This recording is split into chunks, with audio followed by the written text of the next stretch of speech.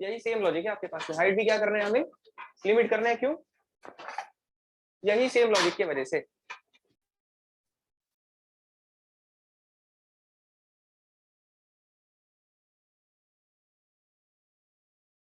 हमने आज फ्लाईओवर बनाया, कोई फ्लाईओवर बनाया, फ्लाईओवर के नीचे से व्हीकल को पास करना है।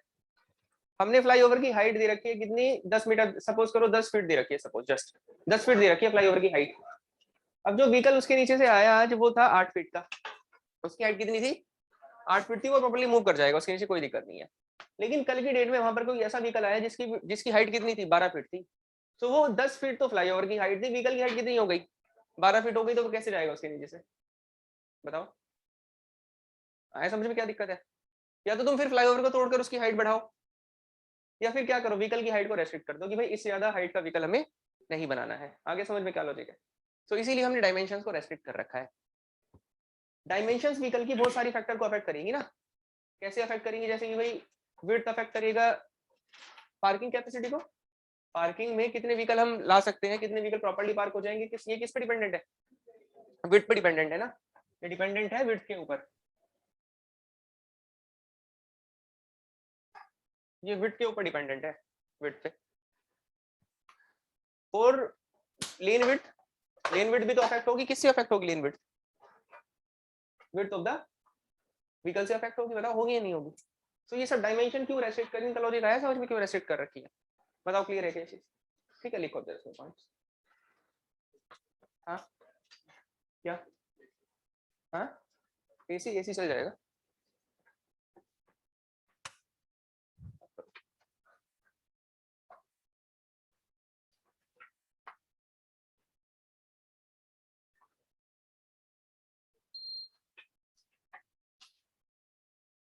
तो क्या था आपके पास में, कैरेक्टरिस्टिक्स एनालिसिस था ना, इसमें ब्रैकेट में क्या लिखा, ट्रैफिक कैरेक्टरिस्टिक्स, और फिर पहली हेडिंग क्या थी, व्हीकुलर कैरेक्टरिस्टिक्स, व्हीकुलर कैरेक्टरिस्टिक्स थी। अब इसमें फर्स्ट लिखिए width of the vehicle, first लिखो width of the vehicle, width of the vehicle लिखना है, विड्थ ऑफ द व्हीकल में लिखो, it affects width of traffic lane, it affects width of traffic lane, it affects width of traffic lane, comma shoulder width, shoulder width, comma parking facilities, comma parking facilities, parking facilities,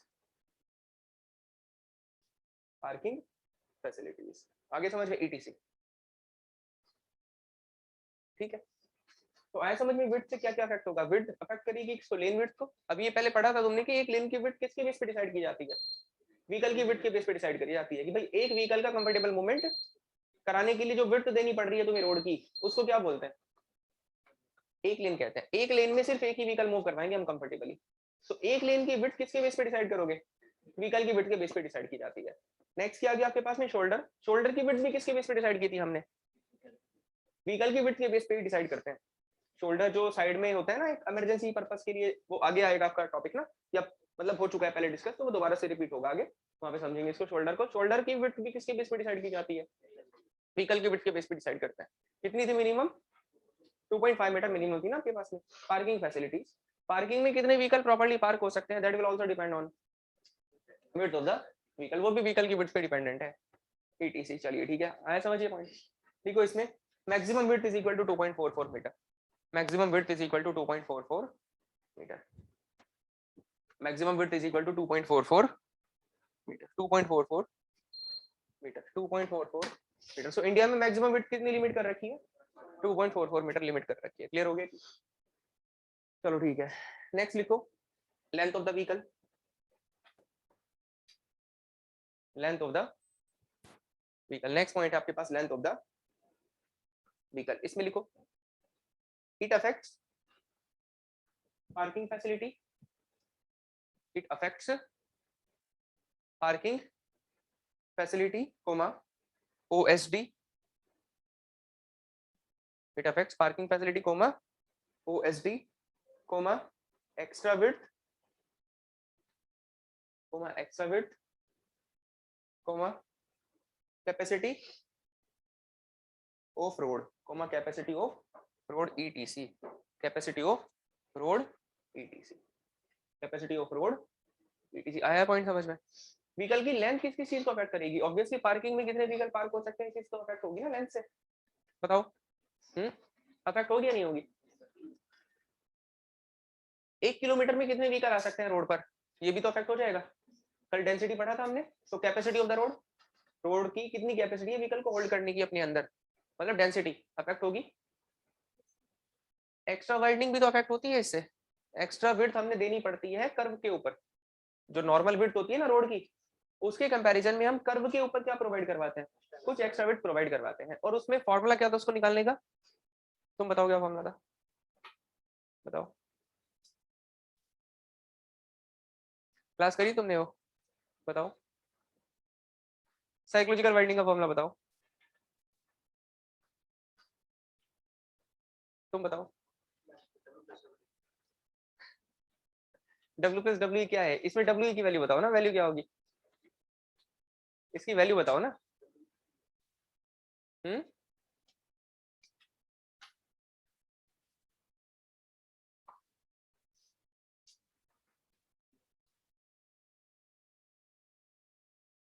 NL square by 2R था ना, NL square by 2R and V upon 9.5 root R था। तो L किस पे dependent है? Length of the vehicle पे dependent है। L is dependent on the length of the vehicle, L dependent है लेंथ ऑफ द व्हीकल पे। So extra widening भी अफेक्ट हो जाएगी इससे। ओवरटेकिंग साइड डिस्टेंस भी अफेक्ट होगा। ओवरटेकिंग साइड डिस्टेंस, वहां पर भी तो स्पेस साइड कटर में आता था। क्या था formula? 0.2V plus L, L space side में 0.2V प्लस L, L क्या था? लेंथ ऑफ द व्हीकल था। यानी कि कितना लेके चलते थे हम? 6 लेके चलते थे। सारे फैक्टर अफेक्ट हो जाएंगे आपके। आया समझ में पॉइंट क्या है? बताओ। क्लियर है नहीं है कहानी? तो ये बताया जा रहा है कि कौन कौन से फैक्टर अफेक्ट होते हैं किस प्रॉपर्टी की वजह से। लेंथ से सारे फैक्टर आपके अफेक्ट होंगे। कितना डिस्टेंस आपको चाहिए किसी व्हीकल को, सामने जा रहा है कोई स्लो मूविंग व्हीकल जा रहा है सामने, उसको सेफली ओवरटेक करने के लिए कितने डिस्टेंस की हम रिक्वायरमेंट है, ये अफेक्ट होगा। पार्किंग फैसिलिटी अफेक्ट हो जाएंगी। एक्स्ट्रा वाइडनिंग कितनी करनी है रोड पर, वो भी अफेक्ट होगा। सारी चीज अफेक्ट हो जाएंगी आपके पास। लिखो next, maximum length is equal to, maximum length is equal to 18 metre. Maximum length is equal to 18 metre. कितनी है मैक्सिमम लेंथ? 18 मीटर है। चलिए next, height of the vehicle. Next क्या है आपके पास में? Height of the vehicle, height of the vehicle है। Next point is height of the vehicle. इसमें लिखो इट अफेक्ट्स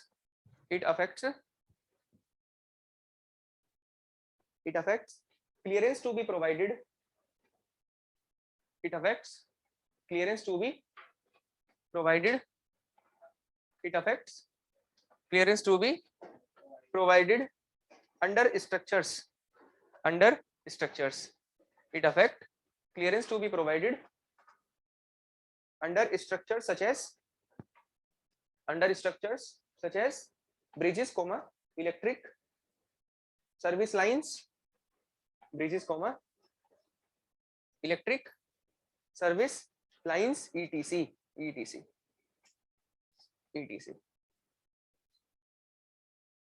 बताओ। आया समझ में पॉइंट? भाई हाइट किस किस चीज को अफेक्ट करेगी? ब्रिजेस के नीचे तुम्हें कितना क्लियरेंस देना है। क्लियरेंस का क्या मतलब था? अभी तो बताया था 2 मिनट पहले। क्या मतलब था क्लियरेंस का? जैसे सपोज करो आपके पास में ये ब्रिज है ऐसे, और ये ग्राउंड लेवल था हमारे पास, ये ग्राउंड लेवल है, ये हाइट कितनी रखनी है हमें, ये अफेक्ट होगा ना हाइट ऑफ व्हीकल से, ये बहुत कम नहीं रख पाएंगे हम, ये बहुत कम नहीं रख सकते हाइट को ना, अदरवाइज तो व्हीकल जो इसमें जाएगा इसमें कॉलिजन हो सकता है ना इसका, इस ऑब्स्ट्रक्शन के साथ। इलेक्ट्रिक सर्विस लाइंस, रोड पे इलेक्ट्रिक पोल्स भी तो लगे होते हैं। अब मान लो कि इलेक्ट्रिक पोल की हाइट तुमने बहुत ज्यादा कम रखी हुई है, इन दैट केस चांसेस है कि व्हीकल एंटर कर जाएगा इलेक्ट्रिक फील्ड के अंदर, आया समझ में, जो इलेक्ट्रिसिटी है वहां पर उसके फील्ड के अंदर, इलेक्ट्रिक फील्ड के अंदर एंटर कर जाएगा ना व्हीकल, उस पोल का जो भी होगा आसपास, उसमें दिक्कत नहीं आएगी क्या, बताओ। तो कितनी हाइट तुम्हें रखनी है इलेक्ट्रिक पोल्स की, that will depend on what, height of the vehicle पे तो डिपेंड करेगा ना वो। ठीक है, लिखो next, maximum height is equal to, maximum height is equal to 4.75 meter, maximum height is equal to 4.75 meter. कितनी हाइट है, देखो ये सब वैल्यू आ गई आपके पास, मैक्सिमम लेंथ आ गई, मैक्सिमम हाइट आ गई, मैक्सिमम विड्थ आ गई आपके पास। चलिए ठीक है, नेक्स्ट लिख लिया 4.75 मीटर। नेक्स्ट लिखो जरा power of the vehicle, next लिखो power of the vehicle, power of the vehicle. क्या चीज अफेक्ट होगी पावर से, बताओ। एसएसडी कैसे अफेक्ट होगा पावर से, बताओ पावर से क्या अफेक्ट होगा।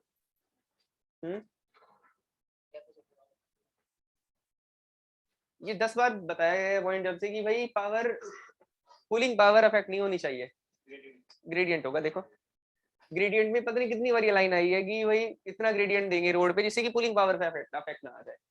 तो क्या अफेक्ट होगा इससे, ग्रेडियंट अफेक्ट होगा ना, ग्रेडियंट कूलिंग पावर कितनी है व्हीकल की, that will affect the gradient, जितना ग्रेडियंट हमें रोड पे प्रोवाइड करवाना है। ठीक है, लिखो क्या मतलब होता है ग्रेडियंट का, बताओ। लॉन्गिट्यूडनल स्लोप होता है, दो डायरेक्शन होते हैं ना रोड के, एक तो डायरेक्शन कौन सा होता है, लेटरल डायरेक्शन होता है, और दूसरा लॉन्गिट्यूडनल डायरेक्शन है। जैसे ये रोड है, इस तरह से जा रहा है व्हीकल, ये व्हीकल के मूवमेंट का डायरेक्शन है, ऐसे मूव कर रहा है। तो ये वाला जो डायरेक्शन है, लेंथ वाला जो डायरेक्शन है, ये लेंथ है ना व्हीकल की, इसको क्या बोलते हैं, लॉन्गिट्यूडनल डायरेक्शन कहते हैं। एंड ये डायरेक्शन कौन सा है, विड्थ वाला जो डायरेक्शन है, इसको लेटरल डायरेक्शन कहा जाता है। अब रोड पे हमें लॉन्गिट्यूडनल डायरेक्शन में स्लोप प्रोवाइड करने पड़ते हैं, यानी कि लेंथ वाले डायरेक्शन में स्लोप प्रोवाइड करने पड़ जाते हैं। जैसे यहाँ से मसूरी जाएंगे तो पूरी रोड पे क्या दिखाई देगा, तो लेंथ के डायरेक्शन में स्लोप ही तो दिखाई देगा ना, that slope is called as gradient, उसको ग्रेडियंट कहते हैं। अब स्लोप इतना ज्यादा नहीं बढ़ा सकते तुम, क्योंकि व्हीकल चल ही नहीं पा रहा है उसके ऊपर, सो पुलिंग पावर अफेक्ट नहीं होनी चाहिए ग्रेडियंट, इतना ग्रेडियंट ना दो, इतना ज्यादा स्लोप नहीं देंगे कि कहीं पुलिंग पावर अफेक्ट हो जाए उसकी। आया समझ में point. So power of the vehicle will affect, लिखो affect permissible value of the gradient, इसमें लिखना है affect permissible value of gradient. ये किसको अफेक्ट करता है, परमिसिबल वैल्यू ऑफ ग्रेडियंट को अफेक्ट करता है, affect permissible value of gradient. ठीक है, affect permissible value of the gradient. ठीक है, बताओ। चलो नेक्स्ट लिखो speed of the vehicle, next point है speed of the vehicle, next point is speed of the vehicle, speed of the vehicle. अब speed of the vehicle में तो कुछ लिखना ही नहीं है पॉइंट, सारे के सारे फैक्टर पढ़े हुए हैं तुमने, ज्योमेट्री डिजाइन जिस जिस इंसान ने चैप्टर पढ़ रखा है उन सबको पता है ऐसा कोई फैक्टर नहीं है जो कि स्पीड से अफेक्ट नहीं होता। Super elevation, transition curve, extra widening, stopping side distance, overtaking sight distance, सब किस पे डिपेंडेंट है, सब स्पीड पे तो डिपेंडेंट है। बताओ इसमें क्या लिखना है फिर, तो इसमें क्या लिखेंगे, सिंपल इसमें लिखो जरा एक पॉइंट लिखो, all the road elements are affected, all the road elements are affected, सब अफेक्ट होते हैं इसकी वजह से सब। और जिसने वो नहीं पढ़ा ज्योमेट्री डिजाइन, वो जब पढ़ोगे तो अपने आप खुद से आइडिया लग जाएगा तुम्हें। ऐसा कोई कनेक्टिविटी तो है नहीं कि भाई बहुत ज्यादा उसके उस अगर वो नहीं पढ़े तो हम पढ़ ही नहीं पाएंगे, आगे समझ ही नहीं पाएंगे कुछ भी। ठीक है, सारे के सारे फैक्टर क्या होते हैं, अफेक्ट हो जाते हैं किससे, स्पीड कितनी है व्हीकल की, कोई भी फैक्टर उठा लीजिए आप, stopping side distance, overtaking sight distance, super elevation, आपका लाइक ट्रांजिशन कर्व लेंथ, है ना, सब डिपेंडेंट है किसके ऊपर, स्पीड पे तो डिपेंडेंट है सर। चलो ठीक है, नेक्स्ट नेक्स्ट है weight of the vehicle, next है वेट ऑफ द व्हीकल।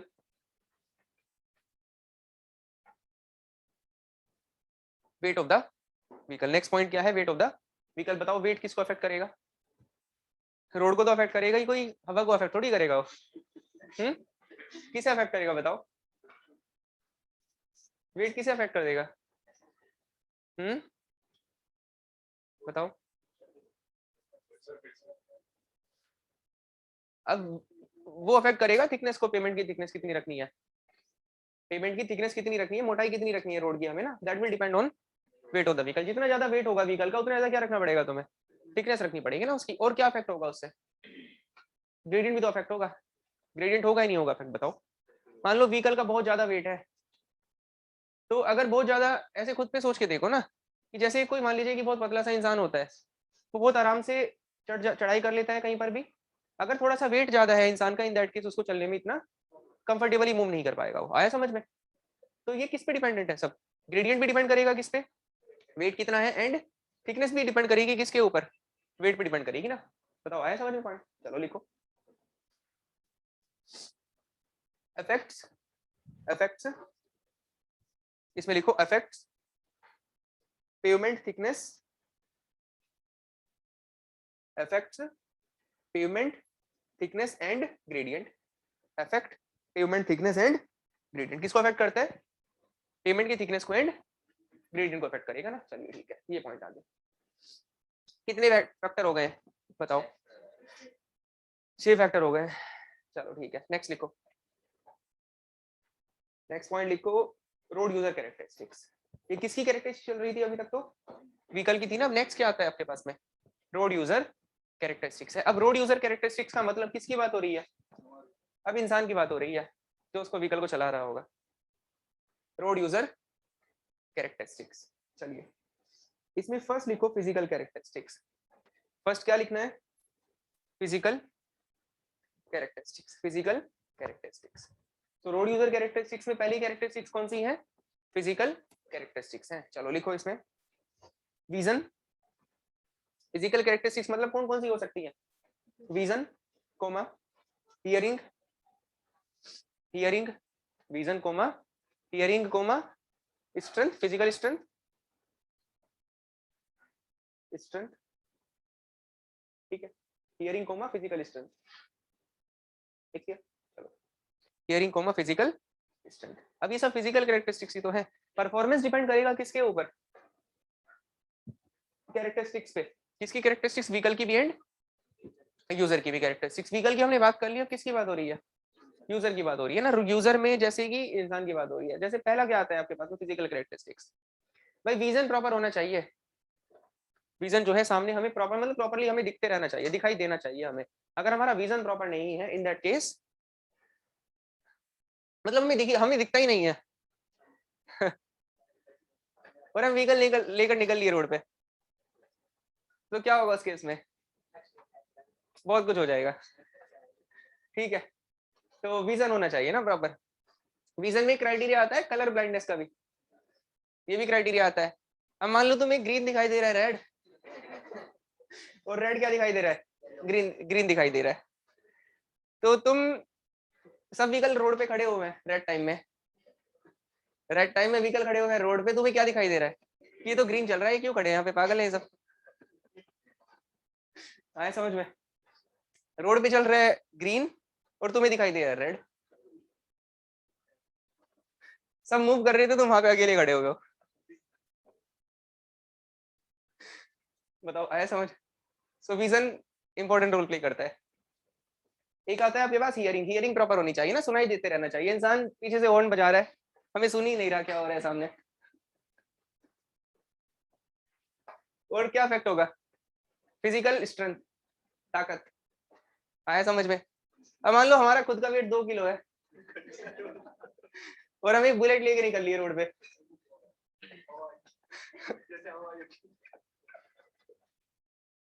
बताओ आया समझ।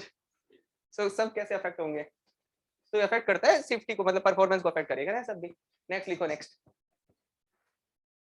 लिखो, नेक्स्ट साइकोलॉजिकल कैरेक्टरिस्टिक्स, नहीं नेक्स्ट लिखो मेंटल कैरेक्टरिस्टिक्स, नेक्स्ट लिखो मेंटल कैरेक्टरिस्टिक्स,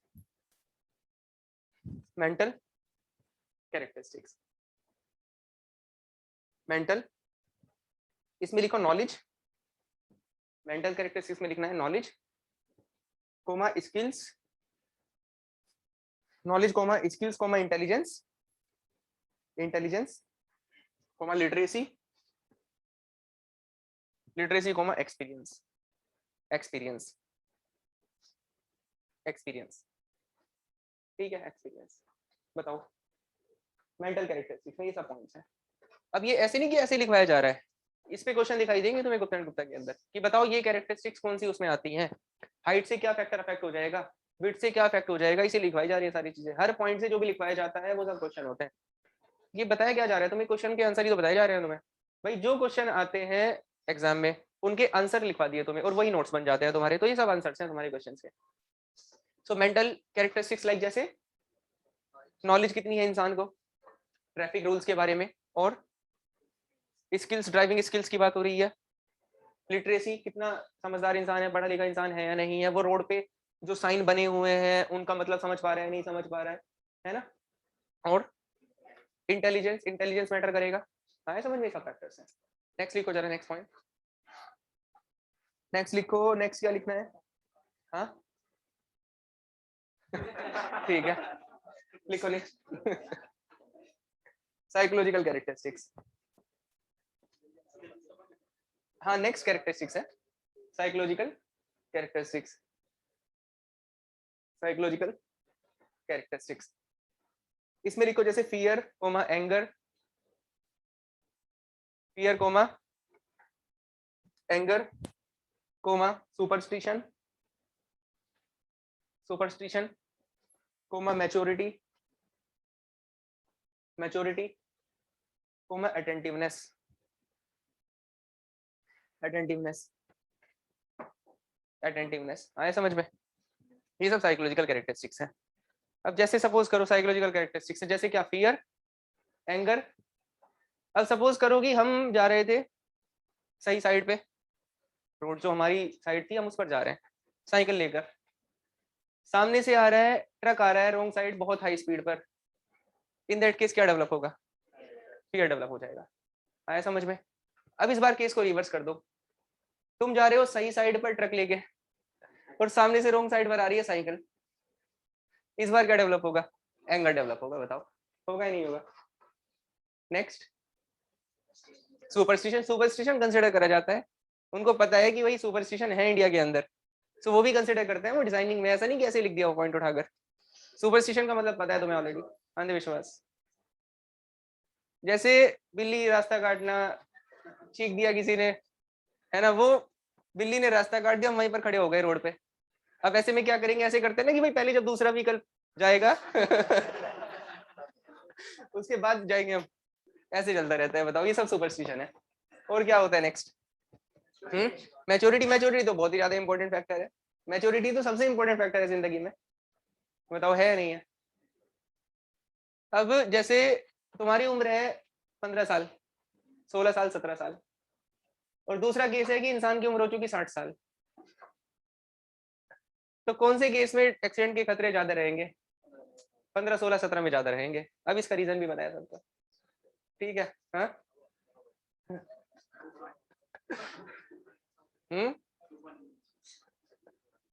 तो ये सब पॉइंट्स है, मतलब 15 से 20 साल की बीच की उम्र, ये सबसे खतरनाक उम्र होती है जिंदगी की। आया समझ में।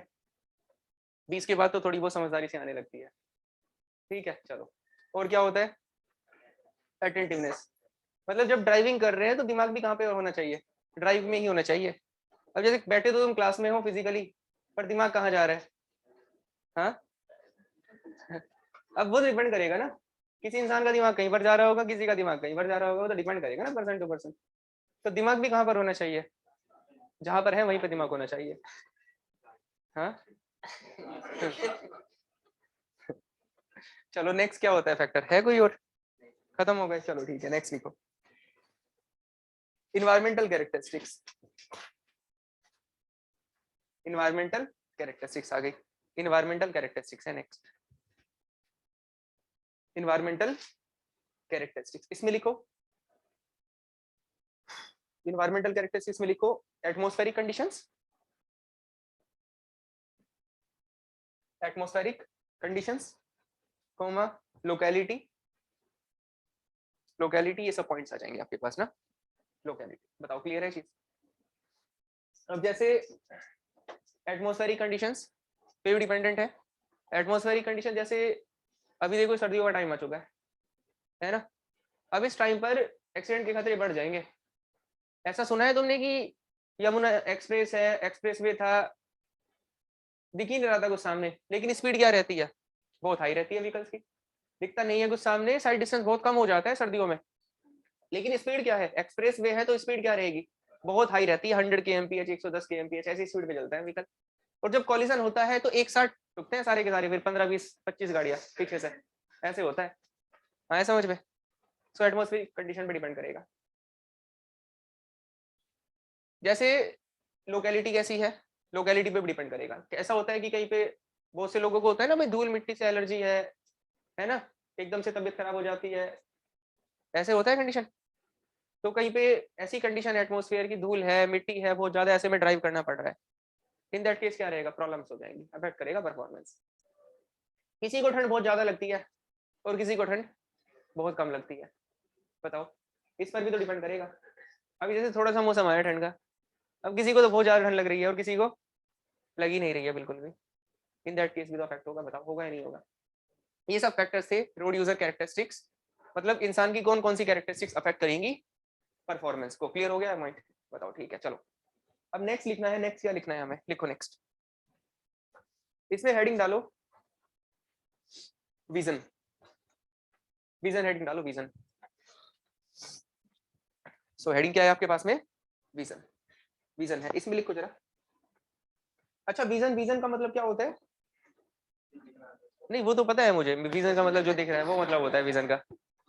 विजन का मतलब होता है कि abnormal vision by normal vision. जैसे ऐसे बोल रहे हैं ना 6x6 विजन, ऐसा देखा होगा तुमने कहीं पे आई साइड वगैरह कराई होगी, तो 6x6 विजन है, मतलब कैसा है, प्रॉपर है एकदम, है ना, प्रॉपर है। कहीं पे ऐसा लिख दिया 6x9 विजन, मतलब क्या है इस पॉइंट का, विजन होता है abnormal vision upon normal vision. 6x6 लिखा तो मतलब प्रॉपर नॉर्मल है एकदम, 6x9 लिख रहे हैं हम इस बार, एबनॉर्मल अपॉन नॉर्मल है ना। तो जो डिस्टेंस, जो चीज इंसान को, नॉर्मल इंसान को 9 मीटर से दिखाई दे रही है ना, उसको देखने के लिए एबनॉर्मल को कहाँ पे आना पड़ रहा है, 6 मीटर पे आना पड़ रहा है। आया मतलब इसका समझ में, क्या मतलब है पॉइंट का, बताओ, ये मतलब था। क्लियर है चीज, लिखो इसमें एक पॉइंट लिखो, लिखो 6x6, 6x6 vision, 6x6 vision, इसके सामने लिख लीजिए नॉर्मल विजन एरो बना के। ये क्या है, एक तरह से नॉर्मल विजन कंसिडर करते हैं ना इसको हम। किसी इंसान का विजन कितना है, 6x6 है, तो मतलब क्या है, नॉर्मल है, नॉर्मल है। 6x6 विजन मतलब नॉर्मल विजन, लिखो इसमें लिखो, it is defined as the ability of a person, it is defined as the ability of a person,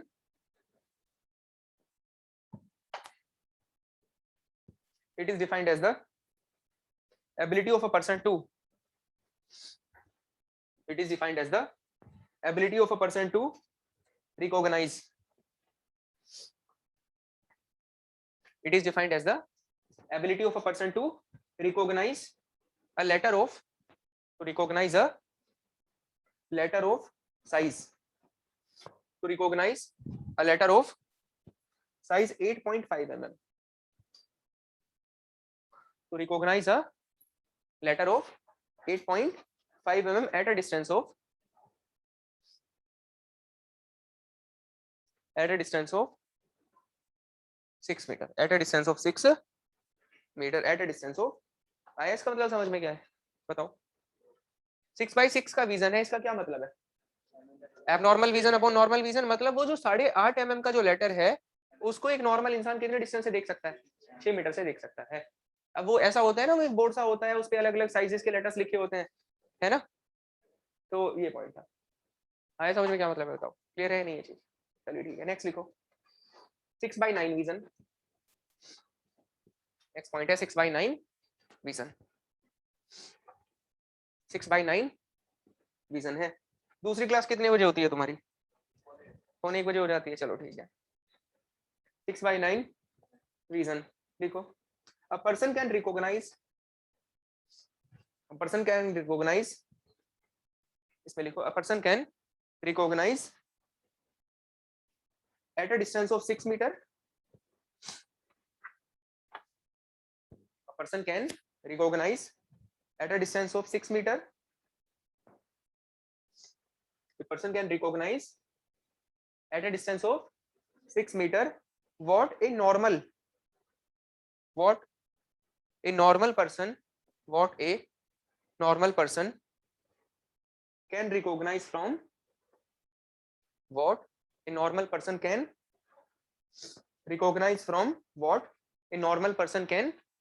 recognize from a distance of 9 meter. What a normal person can recognize from a distance of 9 metre. आया इस statement का मतलब समझ में? अभी तो ये तो लिखा था आपने कि भाई 6/9 विजन का मतलब क्या है कि जो एक नॉर्मल 9 मीटर से देख पा रहा है, एबनॉर्मल उसको कहां से देखेगा? 6 मीटर से देखेगा. बताओ आया समझ में पॉइंट? चलो ठीक है, देखो नेक्स्ट पॉइंट लिखो, नोट करके लिखना है. फील्ड ऑफ क्लियरेस्ट विजन, ऐसे लिखो, clearest and acute vision. Field of clearest and acute vision. Field of clearest and acute vision is within a cone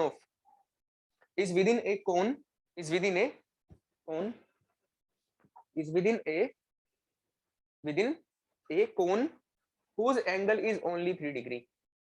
Is within a cone whose angle is only 3 degree. Whose angle is only 3 degree. आया समझ में? Whose angle is only 3 degree, but the vision is still satisfactory. But the vision is still satisfactory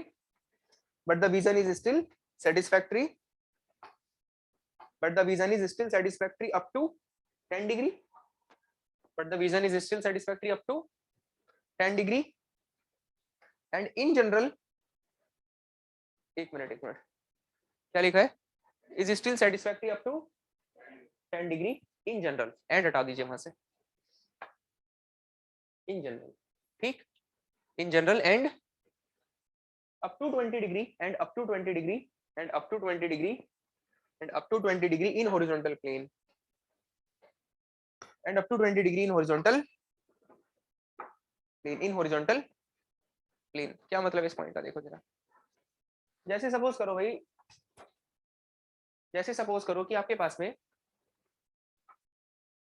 जैसे हम suppose करो ऐसे सामने देख रहे हैं, सीधे सामने देख रहे हैं सीधे, तो ऐसा तो नहीं है कि अगर मैं बिल्कुल ऐसे सामने देख रहा हूं तो मुझे सिर्फ बिल्कुल एग्जैक्टली जो सामने पॉइंट होगा वही दिखाई देगा. मैं देख रहा हूं सामने, लेकिन इसके बाद भी मेरी लाइन ऑफ साइट क्या है? बिल्कुल स्ट्रेट है, सीधा. लेकिन इसके बाद भी मुझे आसपास का कुछ थोड़ा बहुत इधर का पार्ट एंड थोड़ा बहुत इधर का पार्ट, थोड़ा बहुत ऊपर का एंड थोड़ा बहुत नीचे का दिखाई दे रहा होगा. ऐसे ही तो होता है, ऐसा ही होता है ना कि अगर मैं सामने देख रहा हूँ बिल्कुल कि, तो ऐसा नहीं कि मुझे एग्जैक्टली जो पॉइंट मेरी आंखों के बिल्कुल सामने लाई कर रहा है, मेरी लाइन ऑफ साइट के एग्जैक्टली सामने लाई कर रहा है, सिर्फ वही दिखाई नहीं देगा मुझे. थोड़ा बहुत मुझे फिर भी थोड़ा सा इधर भी दिखाई दे रहा होगा, थोड़ा बहुत इधर भी, थोड़ा बहुत ऊपर भी, थोड़ा बहुत नीचे भी, ऐसे दिखाई दे रहा होगा. आया समझ में? तो यही पॉइंट था आपके पास में. Field of the clearest vision and acute vision is with in a 3 degree cone. 3 degree cone क्या मतलब इस पॉइंट का? जैसे ये है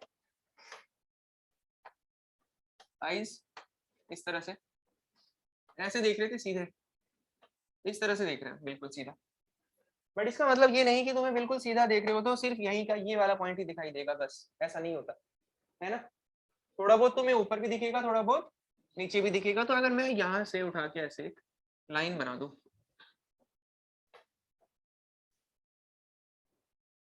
मान लो कि तुम्हें यहां तक क्लियर दिखाई दे रहा है इस पर्टिकुलर पोर्शन का, इतने पार्ट के अंदर जो जो पॉइंट्स हैं वो तुम्हें बिल्कुल क्लियर दिखाई दे रहे हैं. ये चीज इमेजिन कर पा रहे हैं? ठीक है, तो यहां से ये बताओ, ये एक एंगल फॉर्म हो गया ना? हाँ, एंगल बन गया ना. यही मतलब था इसका. 3 डिग्री एंगल तक हमें बिल्कुल क्लियर दिखाई देता है.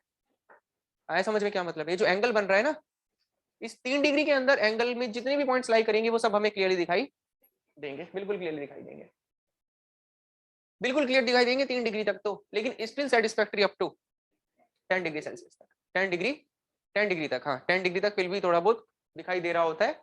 पूरा क्लियर नहीं दिखाई देगा, लेकिन हाँ दिख जाएगा. एंड हॉरिजॉन्टल प्लेन में कहाँ तक? 20 डिग्री तक. आया समझ में क्या मतलब है? हॉरिजॉन्टल प्लेन का मतलब समझते हैं? ये हॉरिजॉन्टल, ये हॉरिजॉन्टल प्लेन है, वर्टिकल प्लेन मतलब ये वर्टिकल प्लेन हो गया आपके पास ना, ये वर्टिकल प्लेन है। आया समझ में क्या मतलब है इस पॉइंट का? ठीक है, चलिए बताओ क्लियर है नहीं ये चीज? ठीक है, तो ये विजन के कुछ एक दो पॉइंट्स है आपके पास, यस बताओ क्लियर हुआ है नहीं हुआ चीज? ये जो रेशियो लिखा है ना आपने, जैसे मान लीजिए 6/6 विजन का मतलब होता है, इस रेशियो का मतलब क्या है?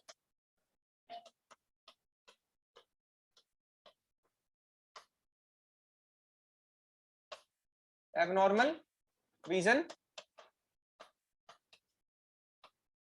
अपॉन नॉर्मल विजन, ये मतलब है इसका।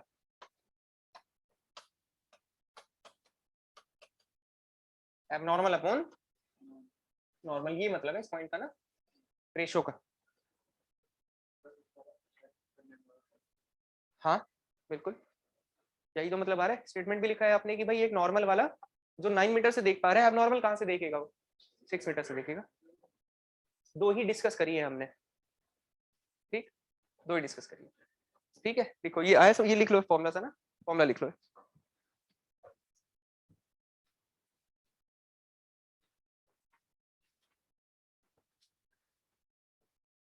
चलो ठीक है, बताओ। ठीक, अब क्या करना है नेक्स्ट, बोलो। एक लिखो जरा, हेडिंग लिखो इसमें, नेक्स्ट ब्रेकिंग कैरेक्टरिस्टिक्स। ब्रेकिंग, या एक काम करो, ब्रेकिंग कैरेक्टरिस्टिक्स लिखना है। क्या शुरू करें इसमें?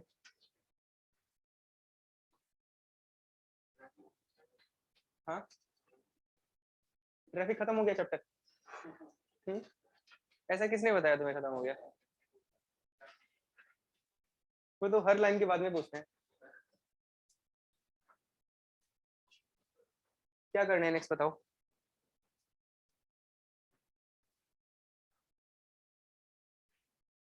इसमें हेडिंग लिखो, चलो ब्रेकिंग कैरेक्टरिस्टिक्स लिखो, चलो braking characteristics, braking characteristics, braking characteristics, braking characteristics. इसमें हेडिंग डालिए ब्रेकिंग कैरेक्टरिस्टिक्स के अंदर, ब्रेकिंग कैरेक्टरिस्टिक्स के अंदर हेडिंग डालो braking test, braking test, BRA, braking, braking characteristics के अंदर हेडिंग क्या डालनी है? Braking test, braking test. ठीक है, ये पॉइंट है, इसमें लिखो पहले एक दो पॉइंट ना, उसके बाद करते हैं आराम से। ब्रेकिंग टेस्ट में लिखना है to measure the skid resistance, to measure the skid resistance, to measure the skid resistance, to measure the skid resistance। Bracket में लिख लीजिए लॉन्गिट्यूडनल, ब्रैकेट में क्या लिखेंगे? Longitudinal, longitudinal. ठीक है, एक आगे पॉइंट लिखो, ये लिख लिया ना, आगे लिखो इसी में at least two of the following parameters, at least two of the following parameters are required during braking test, at least two of the following parameters, at least two of the following parameters are required during braking test, at least two of the following parameters are required during braking test to find the skid resistance, to find the skid resistance, to find the skid resistance of the pavement, to find the skid resistance of the pavement। Repeat करने, हाँ, required are required during braking test, are required during braking test, are required during braking test to find the skid resistance of the pavement। ठीक है, to find the skid resistance of the pavement। देखो इसका क्या मतलब है इस point का, braking characteristics. So the next point is what? Braking characteristics. Braking characteristics में आया आपके पास में क्या? Braking test. अब ब्रेकिंग कैरेक्टरिस्टिक्स की बात करनी है, व्हीकल के ऊपर हमने जब ब्रेक अप्लाई करवाए, तो ब्रेक अप्लाई करने से ब्रेक्स कितना इफेक्टिवली काम कर रहे हैं अपने, ब्रेक्स कितना इफेक्टिवली काम कर रहे हैं, that will affect the performance. मान लो तुम ब्रेक अप्लाई कर रहे हो, व्हीकल रुक ही नहीं रहा, आया समझ में? दैट क्या होगा? कंडीशन, वही कॉलिजन वाला केस बनेगा ना आपके पास में। तो हम ब्रेक अप्लाई कर रहे हैं, व्हीकल नहीं रुक रहा है, तो ये बनेगा कोलिजन का केस, ये तो अनसेफ कंडीशन होगी ना आपके लिए। तो ब्रेकिंग कैरेक्टरिस्टिक्स कैसी हैं, ब्रेक्स कितना इफेक्टिवली अपना काम कर रहे हैं, that will also affect the performance of the vehicle.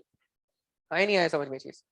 हमने ब्रेक अप्लाई करवाए, ब्रेक अप्लाई करते व्हीकल एकदम रुक गया, तो वो तो अच्छी बात है, लेकिन ब्रेक अप्लाई करते व्हीकल रुक ही नहीं रहा है, वो चलता ही जा रहा है, तो ये क्या है, प्रॉब्लम की बात है। आया समझ में? So the performance will also depend on the braking characteristics. Performance depend करेगा किसके ऊपर, ब्रेकिंग कैरेक्टरिस्टिक्स पे डिपेंड करेगा। क्लियर हो गई ये चीज?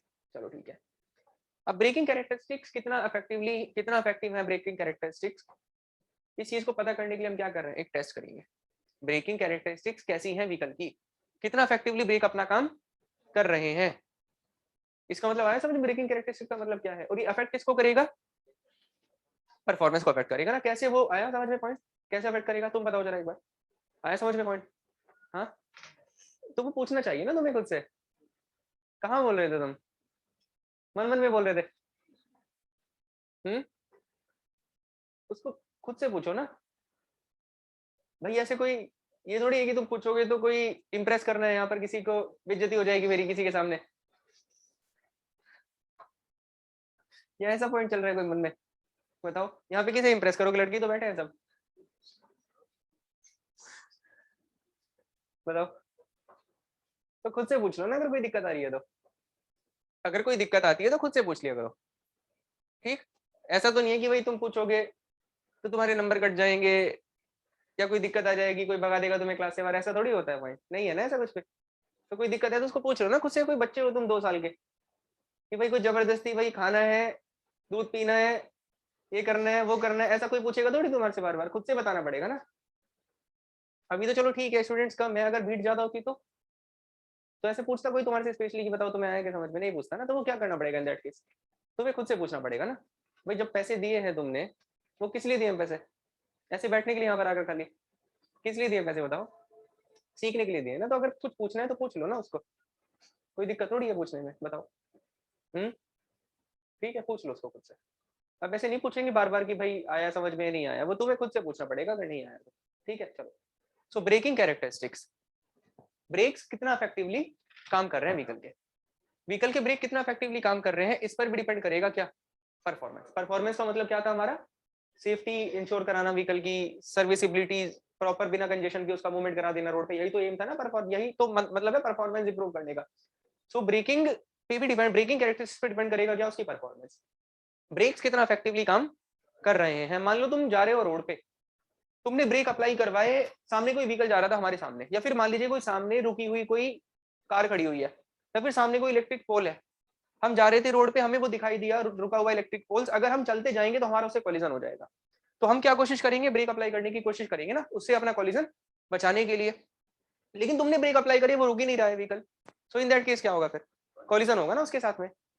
सो ये किस पे डिपेंड कर रहा है कि कोलिजन हो रहा है नहीं हो रहा, डिपेंड कर रहा है व्हीकल की ब्रेकिंग कैरेक्टरिस्टिक्स कैसी है, ब्रेक अपना कितना इफेक्टिवली काम कर रहे हैं, इस पे डिपेंड करेगा ना। आया समझ में क्या पॉइंट है? सो ब्रेकिंग कैरेक्टरिस्टिक्स एक इंपॉर्टेंट रोल प्ले करेंगी to improve the performance of the vehicle की परफॉर्मेंस को इंप्रूव करने में, ये पॉइंट था जस्ट, बताओ।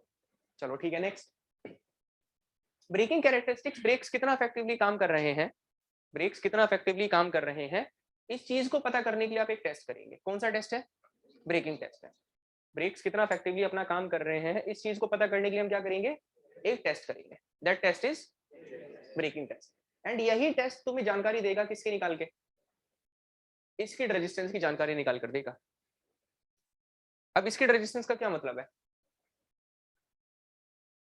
स्किडिंग के अगेंस्ट तुम्हें कितना रेजिस्टेंस मिल रहा है, स्किडिंग के अगेंस्ट तुम्हें कितना रेजिस्टेंस मिल रहा है। स्किडिंग का मतलब क्या है, यहाँ पर एक टर्म आया स्किड, स्किड का क्या मतलब होता है, बताओ। स्किडिंग का क्या मतलब होता है, ट्रांसलेशन ज्यादा, रोटेशन कम है। मतलब समझो इसका, स्किड का 2 तरह की कंडीशन होती है, एक होता है स्किड होता है, दूसरा क्या होता है, स्लिप होता है। एक तो टर्म होती है स्किड टर्म होती है, दूसरी क्या टर्म होती है, स्लिप होती है। ऐसा होता है कि 2 तरह के टर्म है, स्किड है, एक स्लिप है, और 2 तरह के मोशन होते हैं टायर के, व्हीकल के। एक तो टायर घूम रहा होता है ऐसे, और दूसरा आगे भी तो जा रहा होता है ना। 2 तरह की होती है कंडीशन, टायर का घूमना है, टायर का आगे जाना, व्हीकल का आगे जाना। घूमने वाले को क्या कहते हैं, रोटेशन कहते हैं, एंड आगे जाने वाले को ट्रांसलेशन कहते हैं, आगे जाने वाले को ट्रांसलेशन कहते हैं। आया समझ में पॉइंट? कंडीशन ऐसी हो जाती है कि जो ट्रांसलेशन मोशन है, जो आगे जाने वाला मोशन है, that will not be equal to rotation motion, वो रोटेशन मोशन के बराबर नहीं रह पाता, नहीं रह पाता है।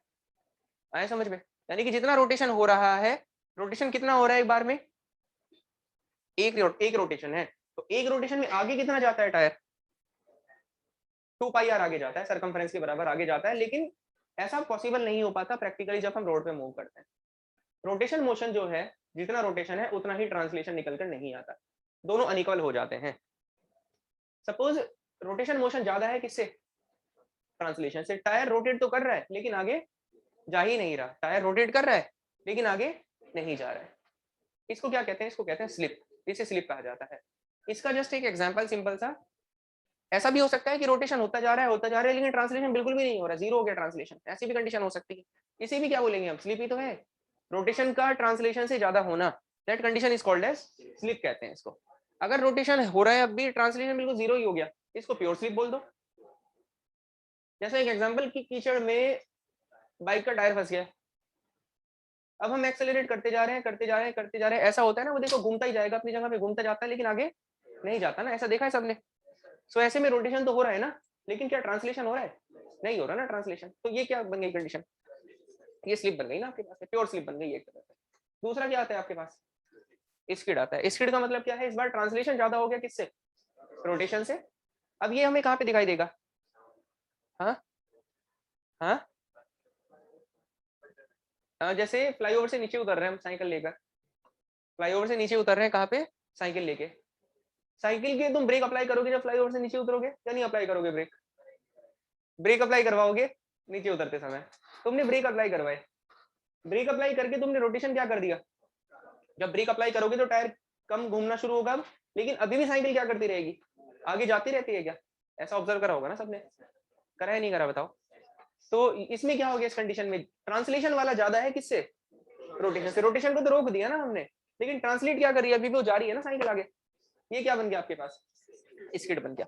अब स्किडिंग ज्यादा नहीं होनी चाहिए, स्किडिंग जो है वो ज्यादा नहीं होनी चाहिए। स्किडिंग ज्यादा होने से क्या फर्क पड़ेगा, कोलिजन होगा, सिंपल। कैसे, तुम्हारे सामने कोई ऑब्स्ट्रक्शन थी, तुम उससे ब्रेक अप्लाई करने की कोशिश कर रहे हो अपना कोलिजन बचाने के लिए, तुमने ब्रेक अप्लाई करवाए, ब्रेक अप्लाई करके तुमने रोटेशन क्या कर दिया, कम करा ना, जीरो नहीं हुआ, कम हो गया। रोटेशन क्या हुआ, कम हुआ। रोटेशन तो कम हो गया लेकिन अभी भी बाइक क्या कर रही है, आगे जा रही है, अभी बाइक क्या कर रही है, आगे जा रही है। तो ये कैसी कंडीशन है, स्किड ही तो है। अब अगर सपोज करो इतना ज्यादा स्किडिंग हो गई वहां पर कि वो रुकी ही नहीं उस ऑब्स्ट्रक्शन से पहले, तो क्या होगा फिर, कोलिजन होगा ना उसके साथ में। आया समझ में क्या मतलब है। सो स्किडिंग ज्यादा नहीं होनी चाहिए। क्लियर है नहीं ये चीज, बताओ स्किडिंग का क्या मतलब है, बताओ। स्किडिंग ज्यादा नहीं होनी चाहिए, अगर स्किडिंग ज्यादा होगी तो इन दैट केस क्या होगा आपके पास, कोलिजन का खतरा बढ़ेगा ना। क्लियर होगा या नहीं होगा, ठीक। स्किडिंग ज्यादा नहीं होनी चाहिए। तुम ब्रेक अप्लाई कर रहे हो तो ज्यादा स्किड ना करे व्हीकल, ऐसा नहीं कि वो चलता ही जा रहा है फिर भी आगे, रोटेशन तो कम हो जाएगा लेकिन ट्रांसलेट ना हो वो फिर ज्यादा। बताओ इसमें कुछ पूछना है दोबारा, बताओ। चलो ठीक है। तो स्किड रेजिस्टेंस को पता करने के लिए हम ये क्या कर रहे हैं, ये टेस्ट कर रहे हैं। टेस्ट क्या है आपके पास, ब्रेकिंग टेस्ट है।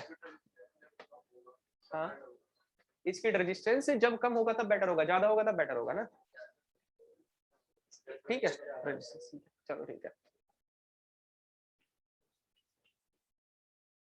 ठीक। चलिए नेक्स्ट, आया समझ में।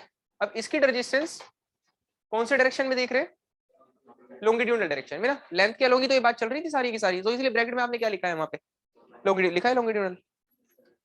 चलो ठीक है, लॉन्गिट्यूडनल डायरेक्शन में। अब ये पता करने के लिए ना हमें तीन में से कम दो पैरामीटर पता होने चाहिए। तीन में से कितने पैरामीटर्स, दो पैरामीटर आपको पता ही होने चाहिए। वो क्या क्या पैरामीटर्स हैं वो चीज देखनी है हमने, जस्ट ट्राई टू अंडरस्टैंड। देखो जरा, जैसे सपोज करो ये व्हीकल है, जा रहा था व्हीकल, इसकी इनिशियल स्पीड है,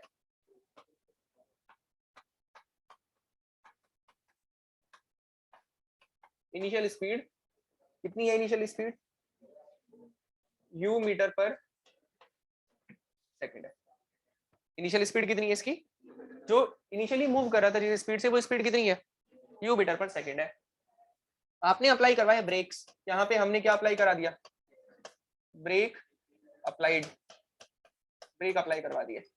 ये ब्रेक अप्लाई करवाया यहाँ पर इस पॉइंट पे, यहाँ पे ब्रेक अप्लाई करेंगे, ऐसा तो नहीं होगा ब्रेक अप्लाई करते ही यहाँ पे रुक जाएगा एकदम, ऐसा नहीं होगा ना, क्या करेगा अभी ये कुछ डिस्टेंस आगे जाएगा, कुछ डिस्टेंस आगे जाएगा थोड़ा बहुत, ऐसा होगा या नहीं होगा बताओ। यहाँ पर आकर ये स्टॉप हो गया, स्टॉप होने का मतलब क्या है, v is equal to 0 metre पर सेकंड, इसकी फाइनल वेलोसिटी कितनी हो गई, 0 हो गई ना, तो initial speed q and final speed will be what, is equal to 0 बन गई, ठीक 0 बन गई। इसने जो डिस्टेंस कवर किया, जो डिस्टेंस इसने यहां से यहां तक कवर करा ना ब्रेक अप्लाई करने के बाद में, ये डिस्टेंस है आपके पास l, इसको l बोल दो, l मीटर, ठीक है। बताओ जो डिस्टेंस इसने कवर करा यहाँ से यहाँ तक ब्रेक अप्लाई करने के बाद, that distance is l, and जितने टाइम तक के लिए इसने ब्रेक अप्लाई करवाए t इज व्हाट, ये है ब्रेकिंग टाइम,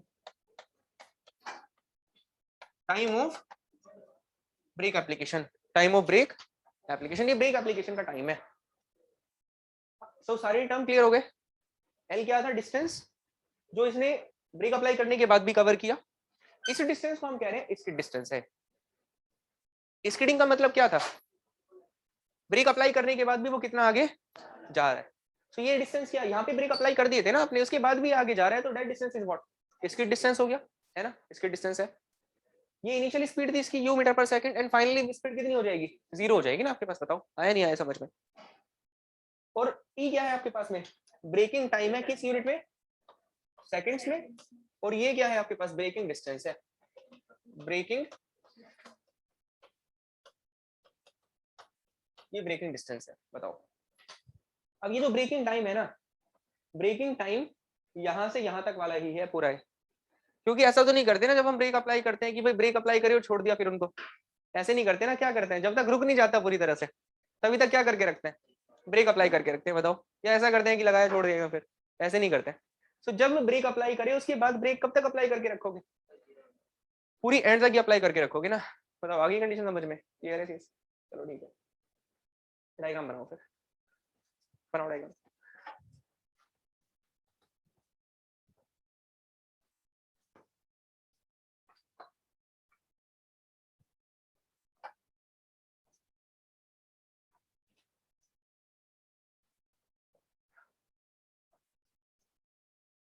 बोलो आ रहा है समझ,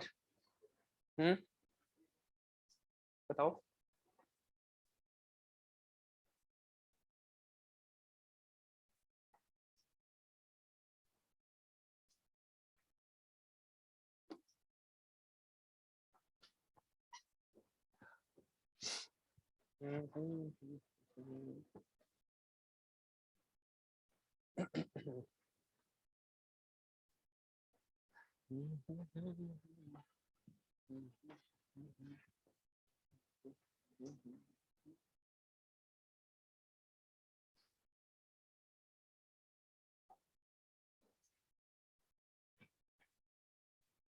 ये ब्रेकिंग टाइम ना पूरा ही है यहाँ तक का, ऐसे दिखा देना, इसको पूरा यहाँ तक का टाइम है।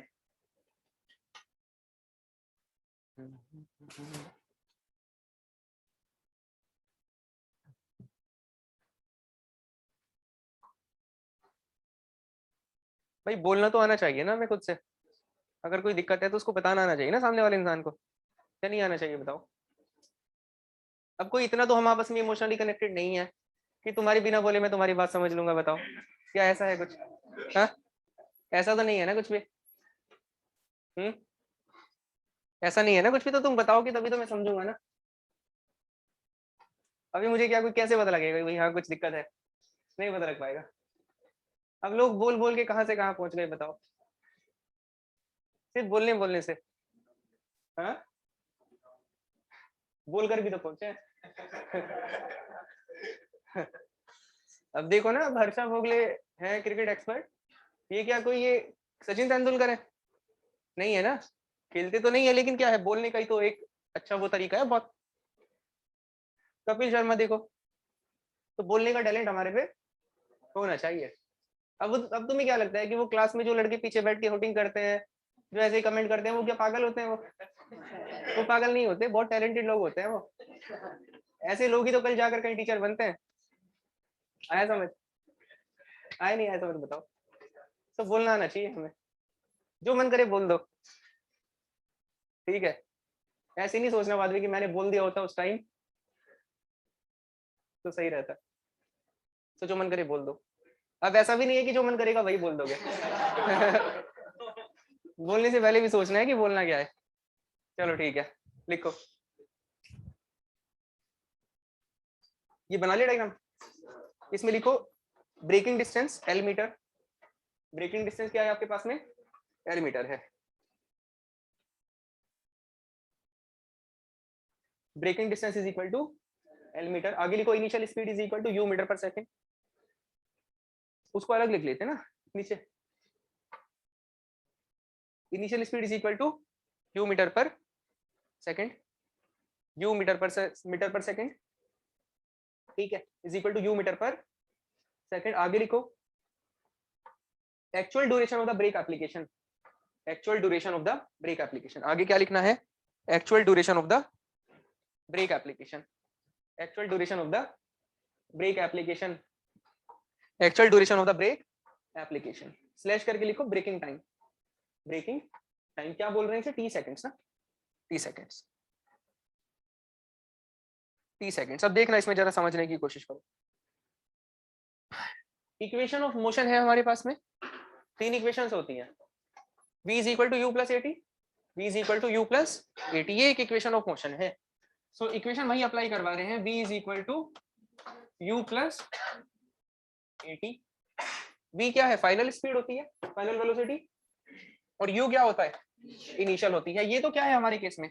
ये तो जीरो है ना हमारे केस में, ये जीरो है हमारे केस में। सो ये यहाँ से क्या बनेगा?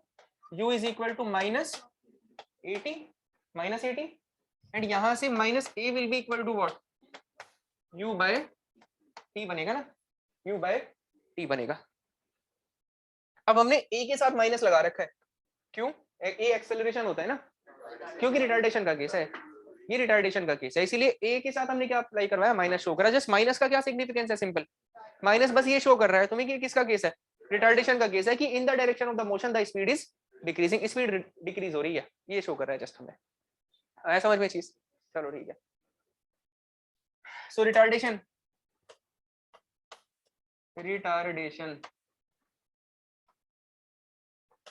Is equal to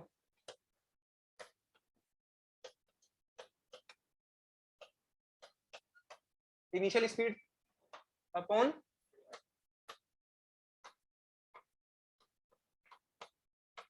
breaking time. बन गया ना? लिखो जरा, नोट करो, लिखो।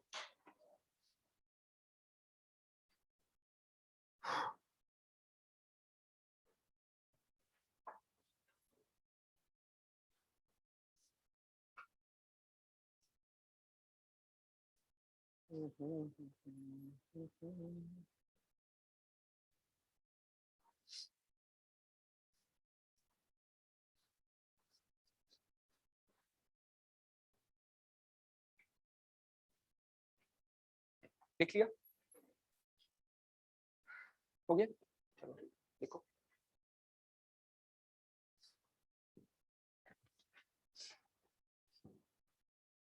हो गया complete?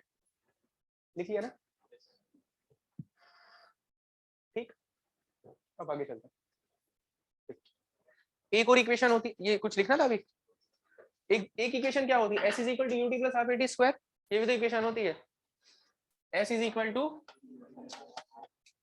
UT plus half A T square, U T plus half A T square है। s क्या होता है? डिस्टेंस, डिस्टेंस होता है ना। तो ये हमारे केस में कितना है? l है। और ये यूटी प्लस हाफ, a की वैल्यू कितनी थी? Minus U by T, minus U by T. अभी निकाली ना आपने पहले वैल्यू। a की वैल्यू क्या लिखोगे? माइनस यू बाय टी लिखेंगे ना, वैल्यू, वैल्यू लिखेंगे minus U bye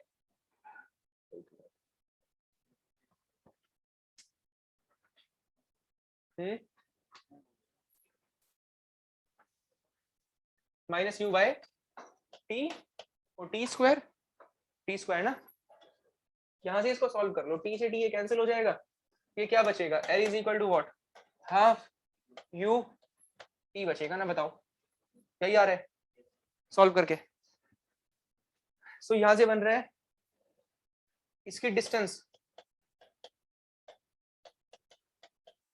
is equal to what, half into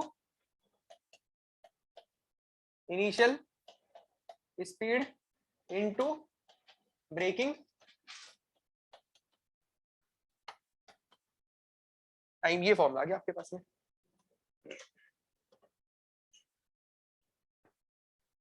ये फॉर्मूला था, लिखो,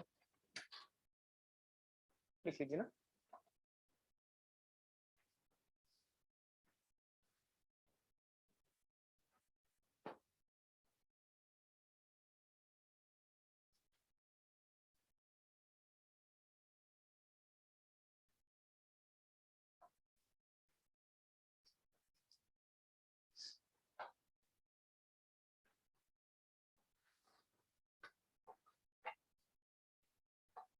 हो गया, देखो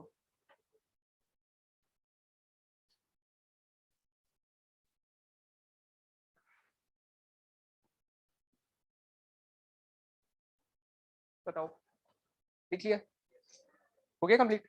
चलो एक और इक्वेशन होती है, क्या इक्वेशन है, V square minus U square is equal to 2as, V square minus U square is equal to 2as है। तो V square minus U square is equal to 2as, 2as है। ये कितना है, v 0 है, यहां से लिख सकते हो तुम U square is equal to minus 2as। s कितना है हमारे केस में, l के बराबर है ना, ऐसे हमारे केस में l के बराबर है, तो यहां से l will be equal to what, you square by 2 minus A, ऐसे लिख सकते हैं, माइनस ए, हाँ क्या, इसको ऐसे लिख सकते हैं ना, बताओ। और ये L है क्या, ब्रेकिंग डिस्टेंस, L है किसके बराबर, ब्रेकिंग डिस्टेंस के बराबर है ना, braking it is equal to braking distance. आया समझ में चीज, नहीं आई बताओ। अब एक बात देखना जरा, ब्रेकिंग डिस्टेंस कौन सा डिस्टेंस है, L आपने लिखा है ब्रेकिंग डिस्टेंस, ब्रेकिंग डिस्टेंस वही तो डिस्टेंस है जो ब्रेक अप्लाई करने के बाद में व्हीकल ने कवर किया है। ब्रेक अप्लाई करने के बाद में पूरी जीरो पोजीशन तक आने के बीच में जो डिस्टेंस व्हीकल ने कवर करा है, उस डिस्टेंस को क्या बोल रहे हैं, वो ब्रेकिंग डिस्टेंस है आपके पास में। तो ये फॉर्मुला निकल कर आ रहा है इसके लिए। अब ये बताओ, ऐसा ही सेम हमने एक तो यहाँ पर फॉर्मुला ड्राइव करा, ब्रेकिंग डिस्टेंस निकालने के लिए हमने एक फॉर्मुला पहले भी ड्राइव कर रखा है, V square upon 2gf, 2gf। अब यहाँ पे कुछ लोगों ने वो फॉर्मुला नहीं पढ़ा होगा कि कैसे आता है वो डेरिवेशन होके, जिन्होंने एसएसडी टॉपिक पढ़ रखा है उनको समझ में आ जाएगा बहुत इजीली, उन्होंने वो फॉर्मुला ड्राइव भी करा होगा। तो जिन लोगों ने वो फॉर्मुला ड्राइव नहीं कर रखा है उन्हें जस्ट यहाँ पर डायरेक्टली फॉर्मुला देखना है, ठीक, कि ब्रेकिंग डिस्टेंस का एक और फॉर्मुला होता है निकालने का, इसकी डेरिवेशन बाद में आएगी आपके पास में, ठीक है, कोई दिक्कत तो नहीं है इसमें, या भी बीचों बीच डेरिवेशन करनी है वो, बताओ, हाँ हाँ बाद में कर लेंगे ना। सो ब्रेकिंग डिस्टेंस का एक और फॉर्मुला होता है, मैं डायरेक्टली यहाँ पर वो फॉर्मुला लिख रहा हूँ। तो आया समझ में चीज, ब्रेकिंग डिस्टेंस निकालने का। ये ब्रेकिंग डिस्टेंस क्या डिस्टेंस है, पहले तो इसको डिफाइन करो, बताओ। ब्रेकिंग डिस्टेंस वो डिस्टेंस है जो व्हीकल ने ब्रेक अप्लाई करने के बाद में पूरी जीरो पोजीशन तक आने के बीच में कवर किया है, that distance is called as braking distance. And इसी को निकालने का एक तरीका और है, वी, अच्छा यहाँ पे वी क्या होता था, इनिशियल स्पीड ही तो होती थी, जब आपने ब्रेक अप्लाई करे उस समय कितनी स्पीड थी वो वी से रिप्रेजेंट करते थे, यहाँ पर वही क्या है, यू लिख रहे हो ना उसी को। सो क्या लिखोगे, यू स्क्वायर बाय 2gf होता था ना फॉर्मूला, आया नहीं आया समझ में, बताओ। अब यहाँ से इन दोनों इक्वेशन का कंपैरिजन करो,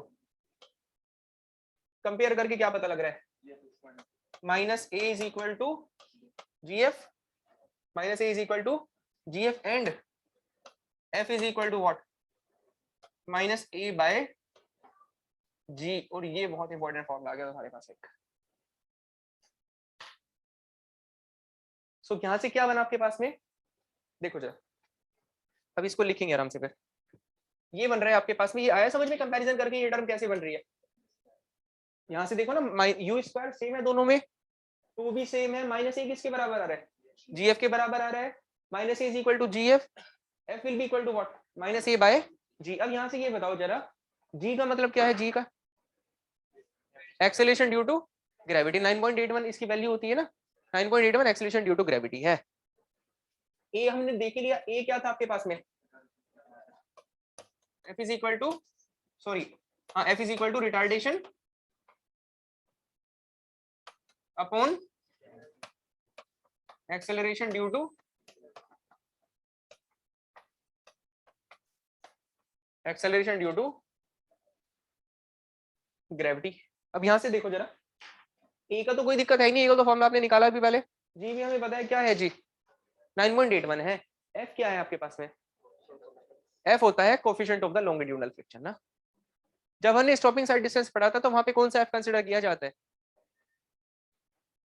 एसएसडी में कौन सा एफ आता है एक्शन में, ग्रेडियंट वाला, लॉन्गिट्यूडनल वाला आता है ना एक्शन में, लॉन्गिट्यूडनल कोफिशिएंट ऑफ फ्रिक्शन वहां पे एक्शन में आता है। और उसकी वैल्यू कितनी होती थी, 1.5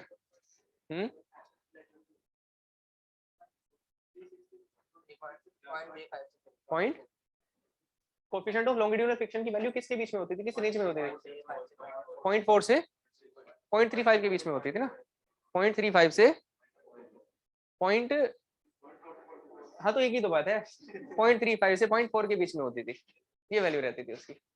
आए समझ में, बताओ।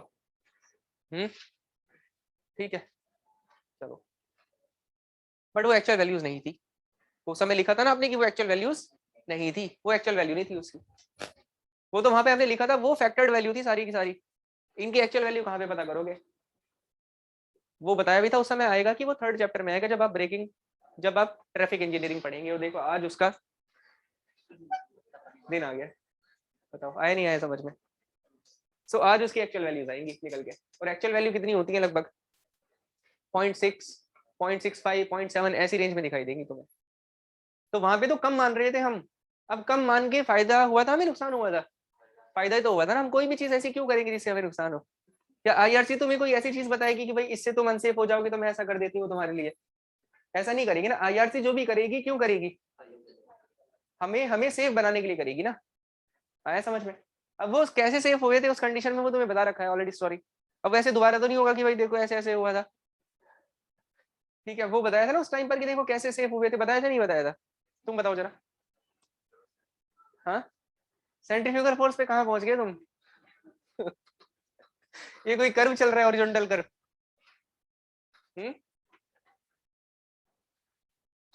तुम बताओ बताया था क्या,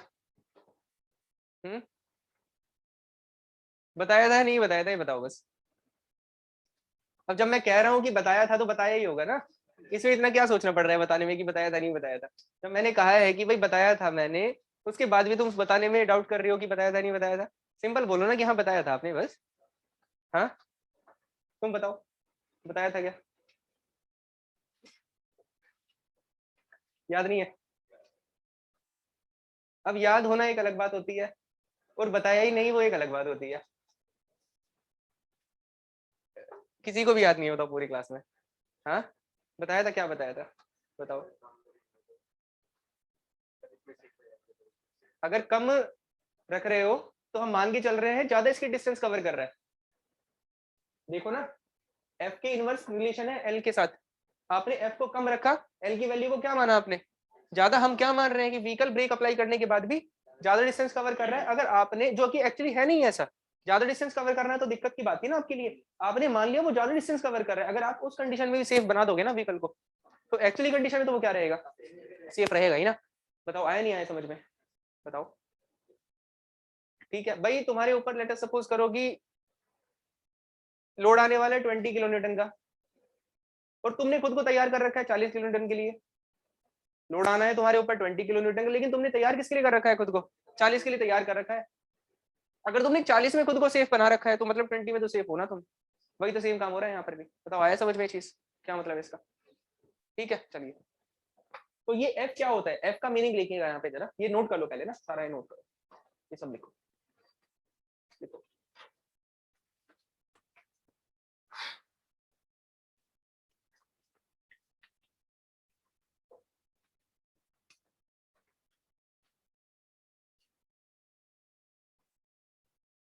लिख लिया, देखो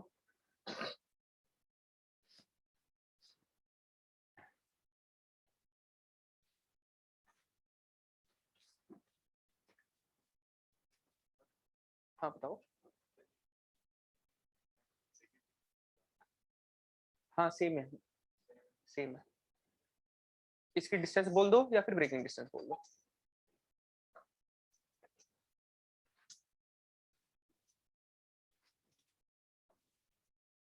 ये लिख लिया, हो गया ना। अब यहाँ पे F का मीनिंग लिख लो। F क्या है? F को बोलते हैं coefficient of friction in the longitudinal direction. F है coefficient of friction in longitudinal direction. Longitudinal direction मतलब क्या कि लेंथ के अलोंग बात चल रही है ना, लेंथ के अलोंग डायरेक्शन की बात हो रही है।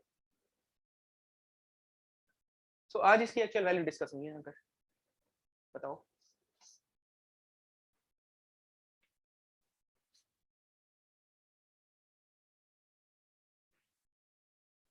ठीक है।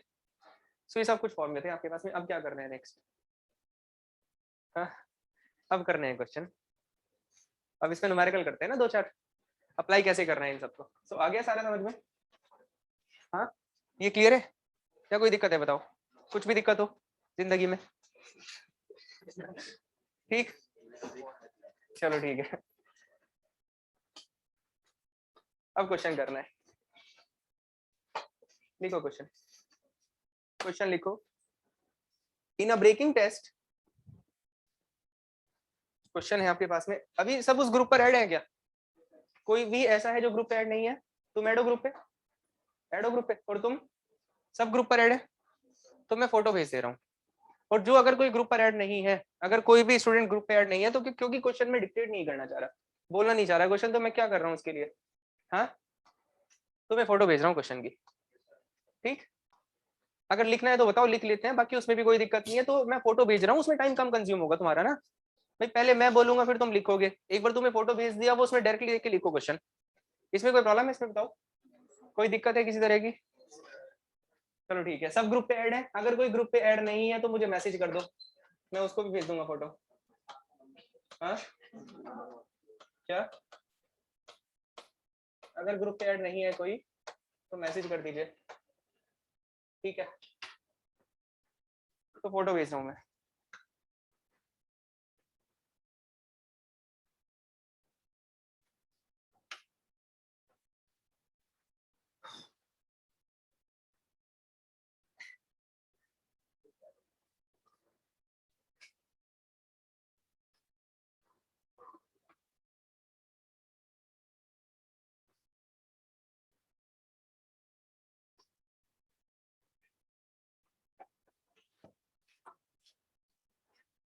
तो क्या करना है बताओ? फोटो भेजना है, ठीक है। हम्म, देखो आ गया फोटो, चेक कर लो। आ गया ना, ठीक है। क्या क्या हुआ? राइटिंग आ रही है समझ में? हाँ, अगर मेरी राइटिंग तुम्हें समझ में आ जाती है तो ये तो आ ही जाएगी। हम्म, करो सॉल्व।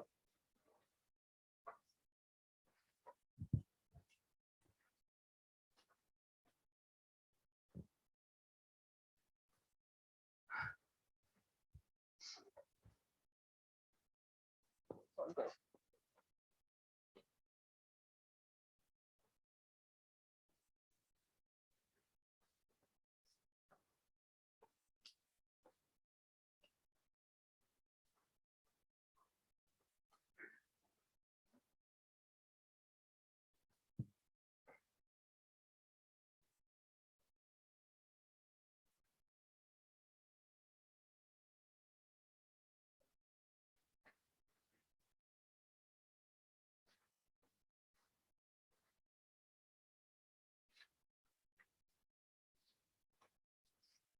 निकालो आंसर।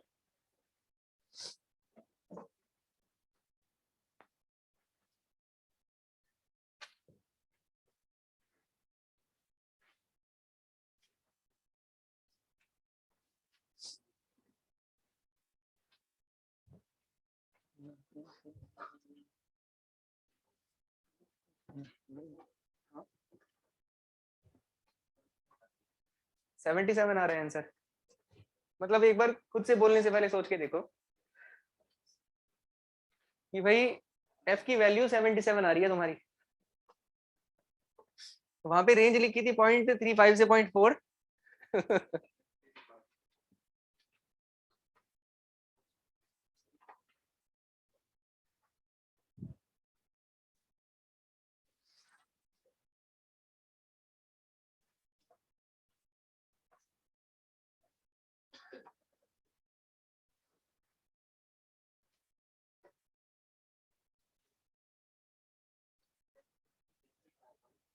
हाँ ये तो आएगा ना, बिल्कुल आएगा, क्यों नहीं आएगा? हाँ आएगा ना, यूनिट तो सेम ही रखोगे, अगर 0.278 से मल्टीप्लाई करोगे तब जाकर 30 के एमपीएस पुट करोगे ना यहाँ पे।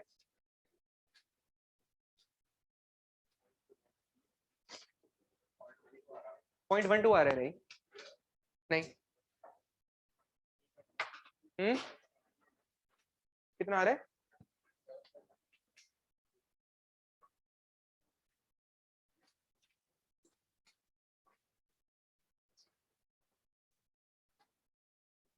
कितना आ रहा है बताओ?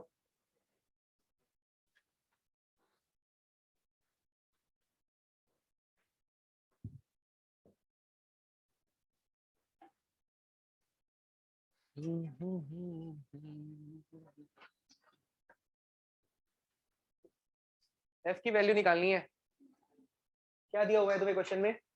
बी दे रखा है, एल दे रखा है ना? और क्या निकालना है? एफ निकालना है। अभी देखो इससे ज्यादा आसान जिंदगी में कुछ नहीं हो सकता। ये देखो जरा लिखा हुआ है फॉर्मूला यहाँ पे,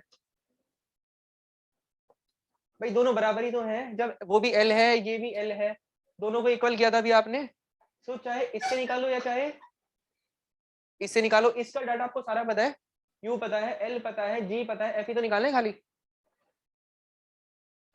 आपने दोनों को कंपेयर किया था, कंपेयर क्यों कर रहे हो दोनों को? जब दोनों सेम होंगे तभी तो क्या करेंगे, दोनों को कंपेयर करेंगे ना। बताओ।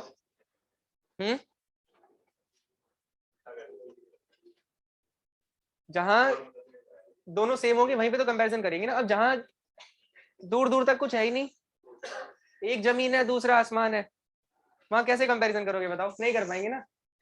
कैसे कंपैरिजन करोगे? क्या कर दोगे कंपैरिजन? जहां सेम होंगे वहां पे क्या करोगे आप? 0.6 समथिंग आ रहा होगा ना, पूरा बताओ। हाँ 0.6 वाले, यस।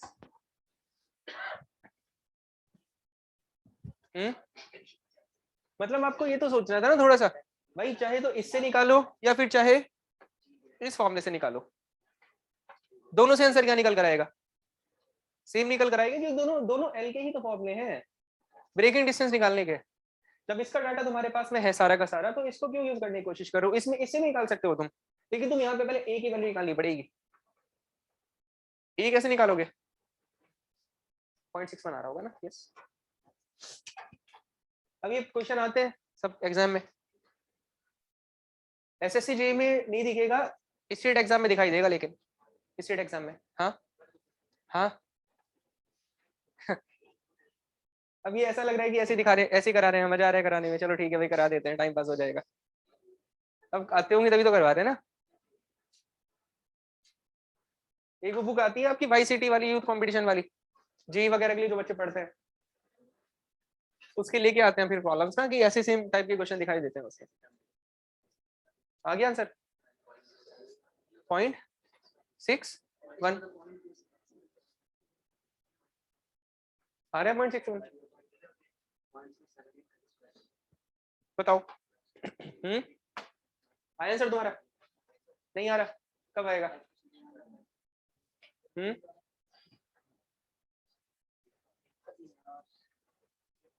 हाँ आ रहा है 0.61, नहीं आ रहा है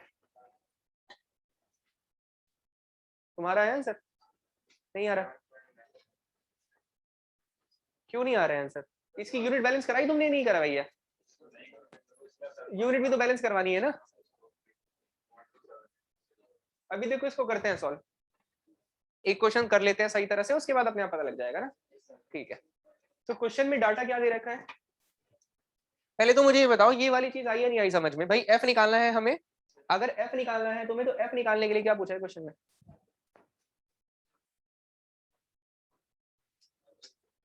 स्किड रेजिस्टेंस। इसकी रेजिस्टेंस का मतलब है फ्रिक्शन। इसकी रेजिस्टेंस का मतलब क्या है आपके पास? फ्रिक्शन है।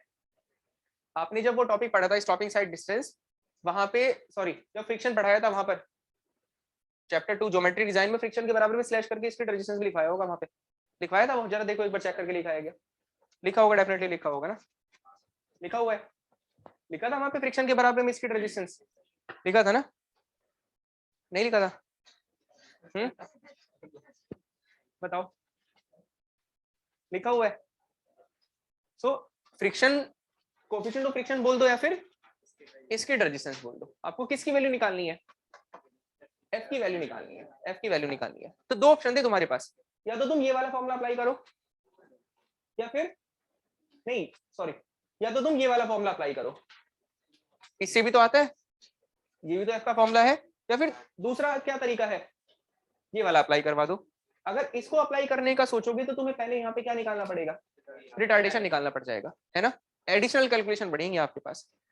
इस वाले फॉर्मूले को अप्लाई करवाओ, डायरेक्टली क्या है आपके पास में? सब कुछ है इस वाले का डाटा। आया नहीं आया समझ बताओ, दिक्कत है इसमें कोई? बताइए, क्लियर है? चलो ठीक है। सो क्या फॉर्मूला है आपके पास में? L is equal to U square by 2GF 2GF U square by 2GL 2GL हो जाएगा ना, 2GL, ठीक है। ये बन गया फॉर्मूला। हाँ, F के लिए U की वैल्यू कितनी दे रखी है इनिशियल स्पीड? G है ही आपके पास में, L कितना है? 8 मीटर है ना, 5.8 मीटर है, क्लियर है चीज? अब वैल्यू पुट करो यहाँ पे, F is equal to U कितना है आपके पास में? 30 kmph है, ये है 30 kmph बाय 2 इंटू 9.81 इंटू 5.8। अब एक बात देखना इसमें जरा, ये डिस्टेंस किस में यूनिट में है? मीटर में है, ये मीटर पर सेकंड स्क्वायर में है, लेकिन स्पीड किस में लिखी हुई है? kmph में लिखी हुई है। तो ये इक्वेशन तो डायमेंशनली बैलेंस है ही नहीं, मतलब एक डिस्टेंस मीटर में चल रहा है और ये चल रहा है किलोमीटर में। हर एक इक्वेशन कैसी होनी चाहिए? डायमेंशनली बैलेंस होनी चाहिए। कब तक? जब तक वो इंपेरिकल इक्वेशन नहीं है। इंपेरिकल इक्वेशन कभी तुम्हें सेम दिखाई नहीं देंगी यूनिट्स। ऐसी कोई इंपेरिकल इक्वेशन पढ़ी है तुमने अभी तक? कभी नहीं पढ़ी होगी तुमने कोई, क्योंकि सोम में भी नहीं आई होगी कोई और इसमें भी नहीं आई है कोई भी। अगर तुमने हाइड्रोलॉजी पढ़ा होता तो तुम्हें बहुत सारी इंपेरिकल इक्वेशन दिखाई देती, Ryves formula, English formula, Dickens formula, rational formula, वो सब इंपेरिकल इक्वेशन है। यूनिट सेम नहीं दिखाई देंगी उनमें, लेकिन जब तक इंपेरिकल नहीं है इक्वेशन तब तक यूनिट्स कैसी होनी चाहिए? मतलब इंपेरिकल इक्वेशन होती है, दूसरी होती है ड्राइव्ड इक्वेशन। ये ड्राइव्ड इक्वेशन है, डेरिवेशन करके तो ला रखी है आपने, ये अपने आप आ गई थी। इसको कैसे लेकर आए हम? डेरिवेशन करके ना। तो इसमें यूनिट्स क्या होनी चाहिए? सेम होनी चाहिए। सेम रखने का मतलब क्या है? अगर यहाँ पर आप डिस्टेंस रख रहे हो किसमें? मीटर में। अगर यहाँ पे आप डिस्टेंस मीटर में रख रहे हो तो यहाँ पर भी किसमें होना चाहिए? मीटर में। यहाँ पर आपने टाइम आवर में रखा हुआ है, kmph का मतलब किलोमीटर पर आवर, यहाँ पर किसमें चल रहा है टाइम? सेकंड में। तो क्या करना पड़ेगा? इसको बैलेंस बनाना पड़ेगा ना। कैसे बनाओगे बैलेंस? आप इस kmph को कन्वर्ट करो किसमें? पॉइंट, आप इसको मीटर पर सेकंड में कन्वर्ट करो। कैसे कन्वर्ट करोगे भाई? इसको किलोमीटर पर आवर को हमें किसमें कन्वर्ट करना है? मीटर पर सेकंड में कन्वर्ट करना है। कर सकते हैं कन्वर्ट। 1000 ऊपर डिवाइड बाय 3600 कितना बनेगा? 5/18। 5/18 को करके कितना आएगा? 0.278 आएगा ना। आया नहीं आया समझ में बताओ? हाँ, तो मैं अगर इस 30 kmph को 30 kmph 30 kmph को 30 kmph को करना चाहता हूँ कन्वर्ट किसके अंदर? मीटर पर सेकंड में। तो क्या करना पड़ेगा मुझे? 1000 बाय 3600 मीटर पर एक सेकेंड इंटू 30। ऐसे लिखोगे ना, ऐसे लिखोगे। अब ये किस में कन्वर्ट हो गया? मीटर पर सेकंड में कन्वर्ट हो गया। और इस 1000/3600 को क्या लिख सकते हो, 5/18, 5/18 लिख सकते हैं। एंड 5/18 का मतलब कितना होता है, 0.278 है। 0.278 तो क्या लिखो इसको, 0.78 इंटू 30, ये किस में आएगा आंसर निकल के, मीटर पर सेकंड में आएगा ना आंसर निकल के। एक बात तो बताओ, अगर आप 0.278 से मल्टीप्लाई कर रहे हो तो स्पीड अब भी किस में है, kmph में ही तो है अभी भी। यानी कि ये किस में है पुट कर रहे हो, किलोमीटर पर आवर में, उसको मल्टीप्लाई कर दिया किससे, 0.278 से, तो आंसर किस में आ रहा है निकल के, मीटर पर सेकंड में आ रहा है ना कन्वर्ट होके। आया ये कॉन्सेप्ट या नहीं आया समझ में, बताओ। तो यहाँ पर भी मैं अगर इस 30 kmph को किससे मल्टीप्लाई कर दूं, 0.278 से मैं अगर इसको मल्टीप्लाई कर रहा हूँ, तो अब ये किस में कन्वर्ट हो चुका है, मीटर पर सेकंड में। लेकिन अभी भी ये किस में पुट करी है स्पीड, kmph में ही तो पुट करी है, लेकिन अपने आप ऑटोमेटिकली कन्वर्ट हो गया किस में, मीटर पर सेकंड में। तो यहाँ पर मीटर पर सेकंड में कन्वर्ट हो गया, एंड यहाँ पर तो ये था, ये ऑलरेडी सेम हो गई, डायमेंशनली बैलेंस इक्वेशन। बताओ अब कर दो सॉल्व, कितना आ रहा है, आ रहा है सॉल्व करके। एफ आ रहा है कितना आपके पास, 0.61 आ गया ना answer. F is equal to 0.61 आ रहा है। देखो अब आया इसका समझ में कि एक्चुअल वैल्यूज कितनी होती हैं इसकी। हमने कितनी मान रखी थी मैक्सिमम, 0.4 मानी हुई थी जस्ट मैक्सिमम, और हो कितनी रही है, 0.61 निकल कर आ रही है आपके पास में। बताओ कोई दिक्कत है, कोई दिक्कत नहीं है, चलो ठीक है। नेक्स्ट,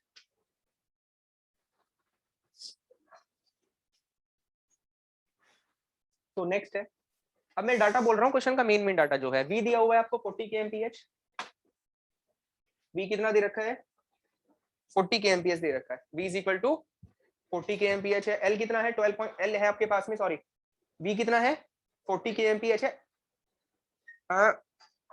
फाइंड क्या करना है, इसकी रेजिस्टेंस फाइंड करना है, फाइंड करना है इसकी रेजिस्टेंस, फाइंड क्या करना है, इसकी रेजिस्टेंस।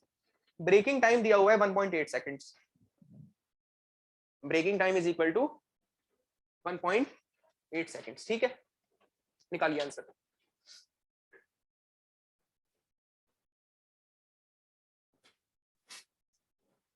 निकालो आंसर। v दिया हुआ है, ब्रेकिंग टाइम दे रखा है, इसकी रेजिस्टेंस निकालना है।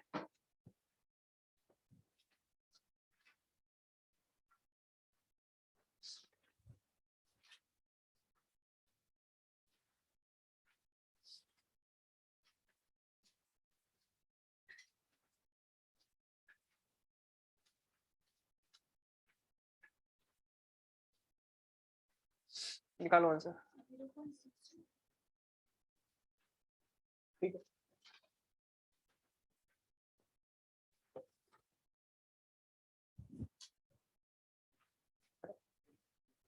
अब इसमें प्रूफ दिखाने की क्या रिक्वायरमेंट है, अब ऐसे दिखा रहे हो तुम मोबाइल से, देखो ये आ रहा है आंसर।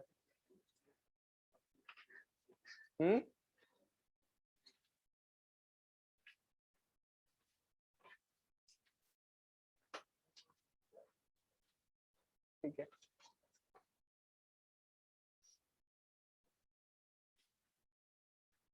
निकालो आंसर।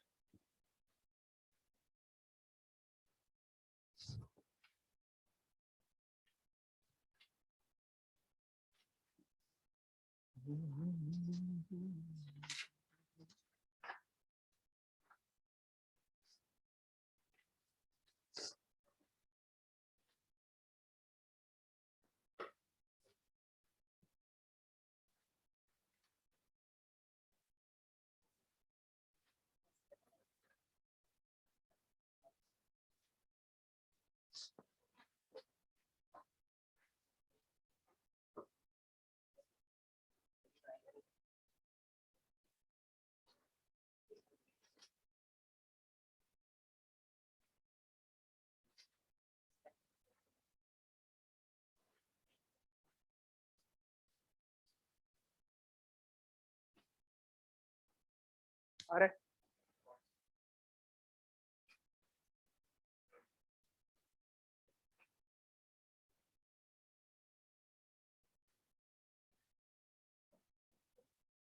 आ गया 0.62, ठीक है, सबका आ रहा है आंसर 0.62। बताओ, हाँ आ रहे 0.62। देखो कैसे करेंगे, क्या दिया हुआ है क्वेश्चन में, एल दे रखा है कितना, एल की वैल्यू कितनी है, एल नहीं दिया हुआ है, अच्छा ठीक है, एल फाइंड करना है, बी कितना है 40 kmph है, टी कितना है आपके पास 1.8 सेकंड है, एफ निकालना है, एफ पता कर रहे हैं ना, एफ की वैल्यू पता करनी है, कैसे पता करोगे, फॉर्मूला क्या होता है, अब एल है ही नहीं हमारे पास क्वेश्चन में, तो वो एल वाले फॉर्मूले पे क्यों जाएंगे हम, वो जो फॉर्मूला था ना आपके पास p²/2gl वाला, उस पे जाएंगे ही नहीं, क्या फॉर्मूला बचेगा आपके पास, a/g, a/g होगा ना, एंड a कैसे निकालोगे u/t, a का फॉर्मूला आपको पता ही है, a is equal to what u/t था ना, पुट करो यहाँ पे, u कितना है 40/t, t कितना है 1.8 है, लेकिन अब वही अगेन डायमेंशन वाला कॉन्सेप्ट आ रहा है, फिर से देखो, ये आवर में है, किलोमीटर पर आवर में है स्पीड, और ये किस में है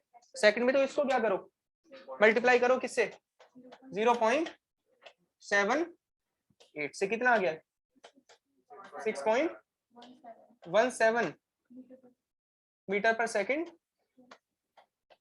बताओ क्लियर है नहीं है चीज, इसमें दिक्कत है कोई दिक्कत नहीं है, चलो ठीक है नेक्स्ट।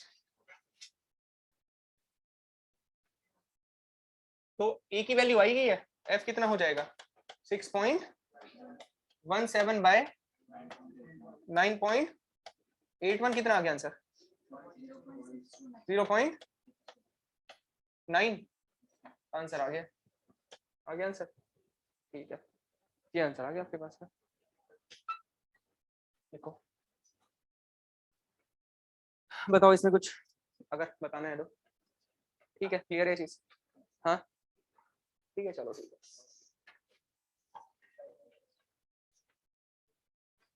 ठीक चलो एक क्वेश्चन और लिखो, v is equal to 40 kmph, v is equal to 40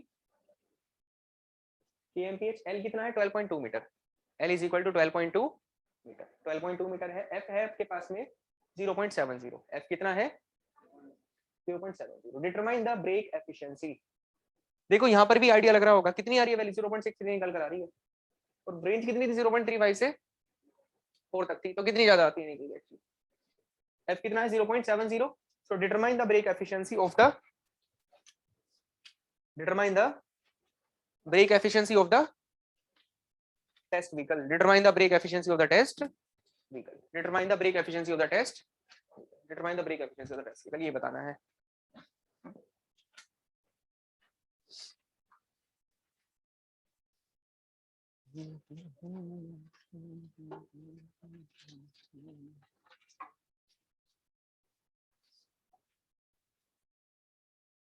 determine the brake efficiency of the test vehicle, बताइए आंसर,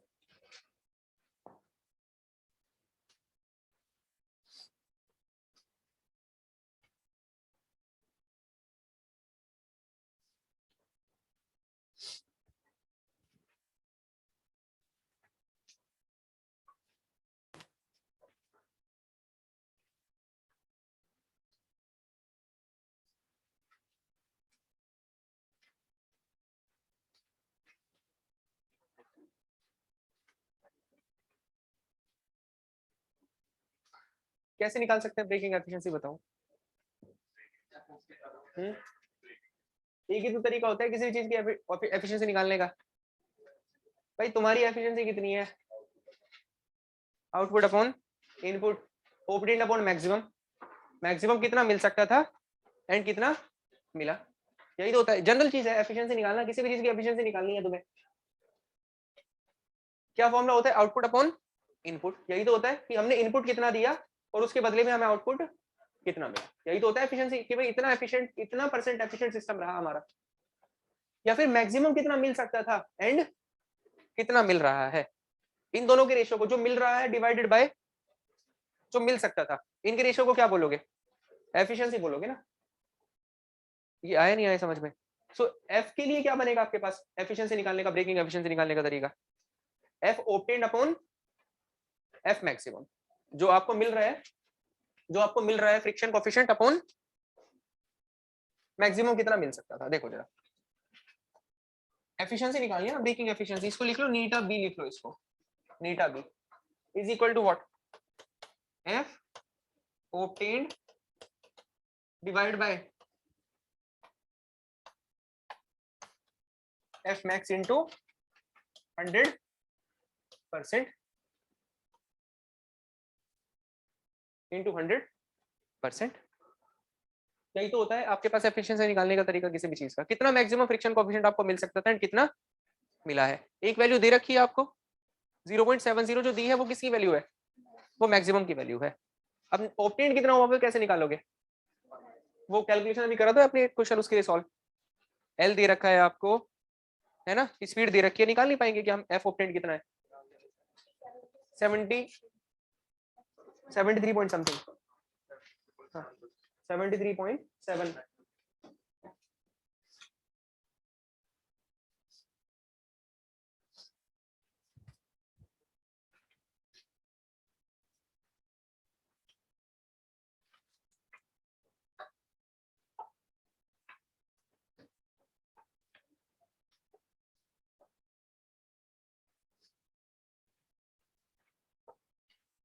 आ रहे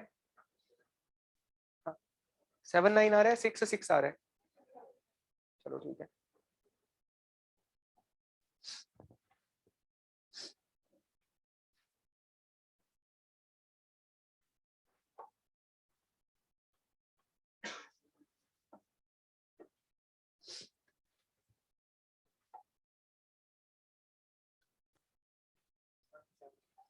हाँ वही परसेंटेज में कर दीजिए कन्वर्ट, आ गया।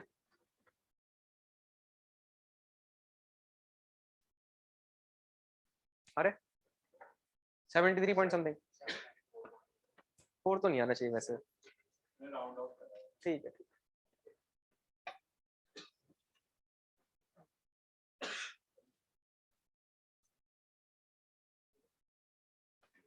अरे चलो ठीक है, देखो कैसे करेंगे सॉल्व, ये फॉर्मूला है आपके पास में, इसको नोट कर लिया क्या, फॉर्मूला लिख लिया है। तो एफ मैक्स तो दे रखा है तुम्हें कितना है 0.7 है, एफ ऑब्टेन्ड कैसे निकालोगे, डाटा देखो ना कौन सा क्वेश्चन में है, कौन सा फॉर्मूला लगाएंगे, you square bye 2g L लगाएंगे ना, यू स्क्वायर बाय 2g, इसमें कोई दिक्कत है, ये कैसे लगा रहे हैं, we square by 2g L, तो कितना हो जाएगा यहाँ पे बताओ directly, 0.278 into 40 square by 2 into 1 into 12.2, कितना आ गया आंसर 5.515 आ रहा है एफ ऑब्टेन्ड की वैल्यू। एफ मैक्स कितना हो जाएगा, सॉरी एफ मैक्स दिया हुआ है कितना 0. So eta B is equal to what 0. Divide by 0.7 is equal to what 73 point, answer ना, ठीक है। ठीक, इसमें बताना है कुछ, पूछना है कुछ इसमें बताओ, हाँ इसमें कुछ पूछना है क्वेश्चन में, कुछ नहीं पूछना है, चलो ठीक है पूछो कुछ भी जो पूछना है, कुछ भी मन कर रहा हो। ठीक, क्लियर है चीज, बताइए, ठीक है। सो ये भी हो गया आपका ना, बोलो ठीक है, चलो। सो ये एक कैरेक्टरिस्टिक्स वाला टॉपिक आपने खत्म कर दिया, ब्रेकिंग कैरेक्टरिस्टिक्स, व्हीकल कैरेक्टरिस्टिक्स, वो सब जो भी कैरेक्टरिस्टिक्स थे, 3 पार्ट थे ना टॉपिक के, कैरेक्टरिस्टिक्स था, कैरेक्टरिस्टिक्स वाला खत्म हो गया। अभी क्या चल रहा था हमारा, स्टडीज चल रहा था ना, स्टडीज के बीच में हमें कैरेक्टरिस्टिक्स लेकर आनी पड़ी, ऐसे मन नहीं था लाने का पर मजबूरी थी, आया समझ में, मजबूरी की वजह से लानी पड़ी, तो कैरेक्टरिस्टिक्स खत्म हो गई। अब क्या चलेगा आगे, फिर से जो चल रहा था, क्या चल रहा था बताओ, स्टडी चल रही थी ना, और वो चलेंगी कल, ठीक है। और आज जो थोड़ा सा जल्दी छोड़ना पड़ रहा है, इसकी भी क्या है, हाँ मजबूरी है, ठीक, ठीक है। आगे कल करते हैं कंटिन्यू, टाइमिंग क्या रहेगा आपका, वही सेम रहेगा 9:30, और एग्जैक्टली 9:30 शुरू हुई थी यार क्लास, देखो मतलब मैं यहाँ पर 9:30 था, हाँ